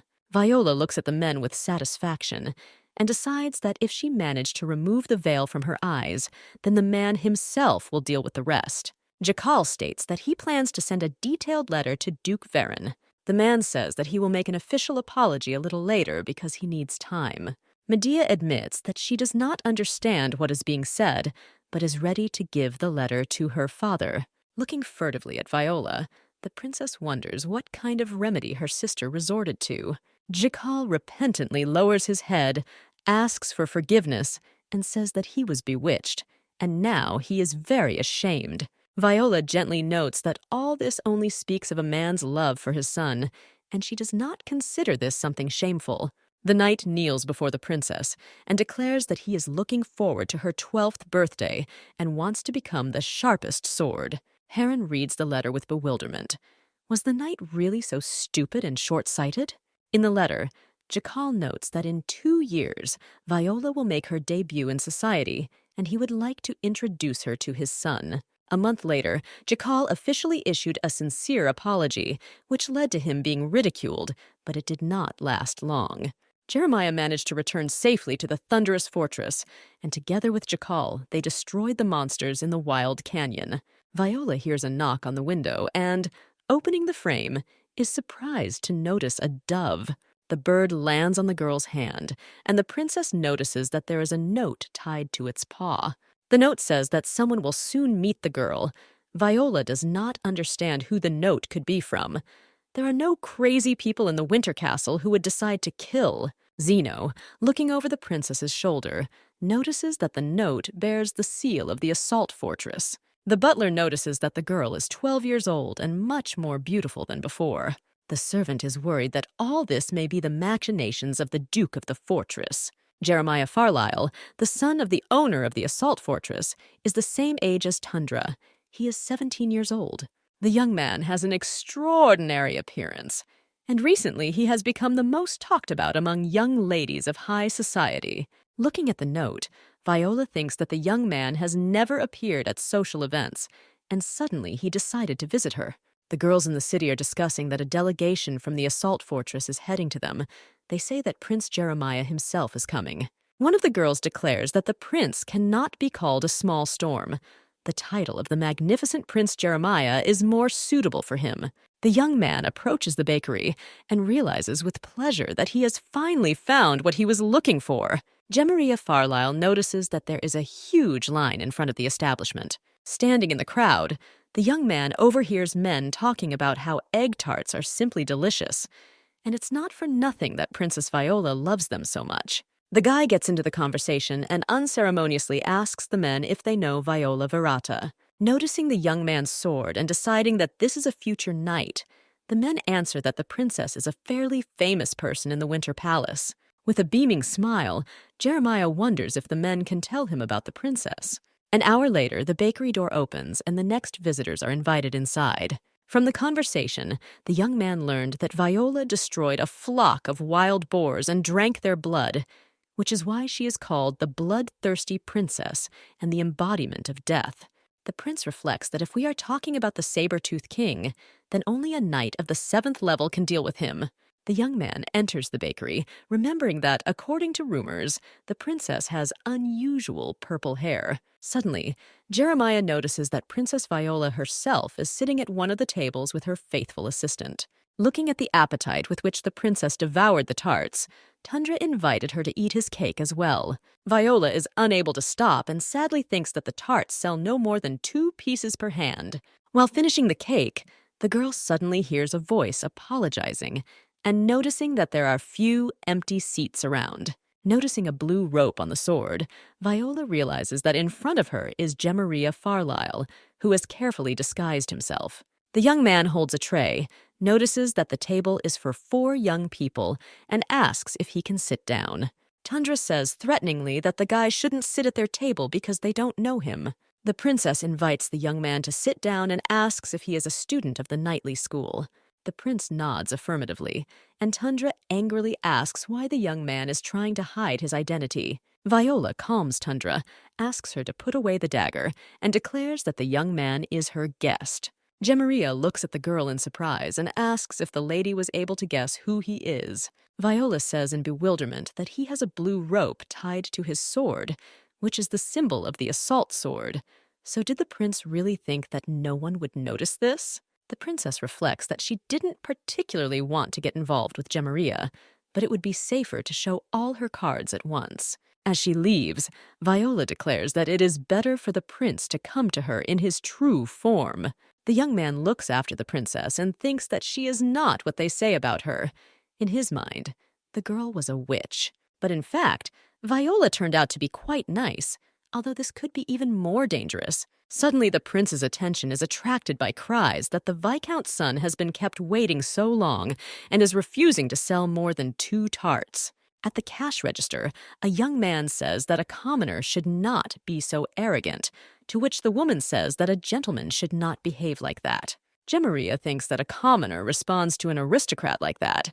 She must have good reasons for this. The woman sternly says that the bloodthirsty princess likes their establishment, but even she stood in line and bought only 2 cakes. The young man angrily hears that if they sell him more tarts, it will be disrespect for the princess. The prince listens as the young Viscount begins to insult the saleswoman and curse dirtily. When a young man begins to openly threaten a woman, Gemaria decides it's time to try her hand. Approaching the cash register, the prince urgently asks the young man to stop swearing and threatening. Outside, Viola and Tundra hear loud screams coming from the bakery. Wary, the princess orders the servant to open the doors. Entering the bakery, the girl sees Prince Gemaria standing with a sword to the throat of some guy. The princess looks at what is happening in amazement. The prince turned out to have impeccable sword technique. Viola asks Tundra if he saw Jeremiah's movements. The guy nods in the affirmative, and the princess wonders what the servant thinks about it. Tundra notices with displeasure that the prince moves much faster than himself. Viola realizes that the servant is right and decides that this is very dangerous and that she should stay away from the prince. The Viscount runs out of the pastry shop and angrily says that he will not forgive such humiliation either to the guy or to the owner of the establishment. At night, the Viscount and his henchmen approach the gate and, learning that there is what they need, orders everything here to be broken down. The young men go forward, and the Viscount says that the commoners in the Winter Castle have no brains at all, since they behave so impudently. Approaching the pastry shop, the Viscount suddenly hears that he himself is no better than the commoners. When asked who he is, Tundra calmly replies that he is a mercenary, the dream of a devoted dog. The Viscount hides behind a henchman and asks how some mercenary dares to talk to him like that. Hearing in response that the guy himself speaks no better, the Viscount shouts in rage that he will kill Tundra. Noticing that his words did not frighten the young man, the Viscount orders his accomplice to knock him out. The guy rushes at Tundra, but the guy breaks his opponent's sword in half with one powerful blow. A couple of seconds later, the opponents are lying on the ground, and Tundra notices that no one is allowed to attack his owner's favorite cafe. The owner of the bakery runs out to the guy and says that she doesn't even know how to thank him. The young man asks to give him 10 tarts, not from the bakery, but those that she baked at home. In the morning, Viola enthusiastically eats her favorite cakes and invites Tundra to sit down. The young man calmly replies that dogs should not sit at the same table with their mistresses. Angry, Viola orders the servant to sit down because she finds it unpleasant to look up. The guy sits down on one knee, and the princess says with irritation that she suggested that he sit on the sofa. The girl invites Tundra to eat the tart, and the young man replies that the dog should not share a meal with his mistress. Without thinking twice, Viola orders Tundra to open her mouth and immediately shoves the tart into it. The young man chews the cake and is surprised to realize that they are truly incredibly tasty. Approaching the servant, Viola asks if Tundra knows how a dog differs from a person, but the young man waves his head negatively. The girl states that a person must think a lot, but a dog does not have to do this. The girl says that the dog always sincerely shows his emotions, be it joy or hunger, so Viola advises Tundra to be honest, because he is just a dog. The young man thinks that he shouldn't pretend to be a person. The mistress is right. He needs to show her that he can change. The next day, Tundra brings a vase of daisies and says that she wants to give it to the princess. Zeno looks at the guy with a grin and asks if he knows what these flowers mean. Viola quietly says that daisies mean sincere love, prophecy, and the revelation of a secret. Zeno notices that the vase has special magic applied to it, and it must be very expensive. Tundra honestly admits that he saved for it for 3 years. 2 days after the incident in the pastry shop, Duke Heron personally killed Zelton, the only son of Viscount Seal. His severed head hung on the southern gate, which is why some of the aristocracy began to be indignant. Ordinary residents thanked and praised the Duke for caring so much about them that he even cut the throat of an aristocrat. The rumors gradually became distorted and turned into a version according to which Viola sent her dog Tundra to kill Zelton. Viola knew absolutely nothing about the fact that there were more and more people supporting and praising her. Heron called the princess to him, and after a pause, asked if she had any idea why he called her. Deciding to answer the question with a question, Viola asks why the father killed the Viscount's son. With surprise, the girl hears that, according to the Duke, she herself wanted this. Suddenly, Viola realizes that Heron thinks that she is chasing the place of heiress. The princess states that she wanted to warn everyone and show what will happen to those who neglect the Viratu family. After this incident, many will remain silent, and those who had something against will continue to resist. And in this way, she will be able to determine who is the enemy and who is the ally. Heron asks if his daughter really thinks that those who remain silent are allies, and those who are dissatisfied are enemies. Viola replies that the way to solve the problem is correct, but it does not comply with the laws. The princess continues that those who remain silent are cowardly people, and those who resist are crazy, have lost all fear, and there are no allies among them. Viola says that if she leaves anyone in her circle, it would be better if they are crazy, and she is going to warm them under her wing. The Duke asks with interest. The princess talks about her plans, which she plans to implement after she becomes the main Viratu. The daughter replies that it will not be she, but Medea, and adds that she found out about the family of the Viscount, who loved his only son very much. According to the plot, Zelton was killed by Veesen, and the Viscount, who had lost his son, attacked the Winter Castle, although he knew that the outcome was not predetermined in his favor. Heron, looking at the Viscount, said that anyone can commit a stupid act, but how can there be any meaning in stupidity? The Duke took upon himself to provide for the Viscount's family, but at the time of his death, his wife was pregnant and named her son Bengas, which meant revenge. Bengas truly became a powerful magician and the enemy of the entire Viratu family. Viola says that the Viscount will certainly take action and will most likely ask the Emperor for help, but there is no benefit for him to deal with this issue, so he will not react. Heron remarks that the Viscount has a moral duty, but Viola replies that Zelton was the first to break the rules of the Winter Castle. After a pause, Heron notices that the young man wanted to take away the princess's joy. Viola declares that in any case the Viscount will try to attack the castle, even though this threatens him with death. The Duke replies that in this case, the Viscount must be allowed to die with honor. Viola asks her father to send her to Viscount Seal's estate as an ambassador so she can prove her abilities. Rumors about Viola continue to acquire new details. Everyone was surprised how a 12-year-old girl could be sent as an ambassador. Empire Ambassador Selena Harrels reports that people like Viola, they sincerely believe that she cares about them. Emperor Nelek wonders if the girl is only 12 years old. When asked how long the girl has been watching Viola, Selena says that it has been 5 years since the welcome meal.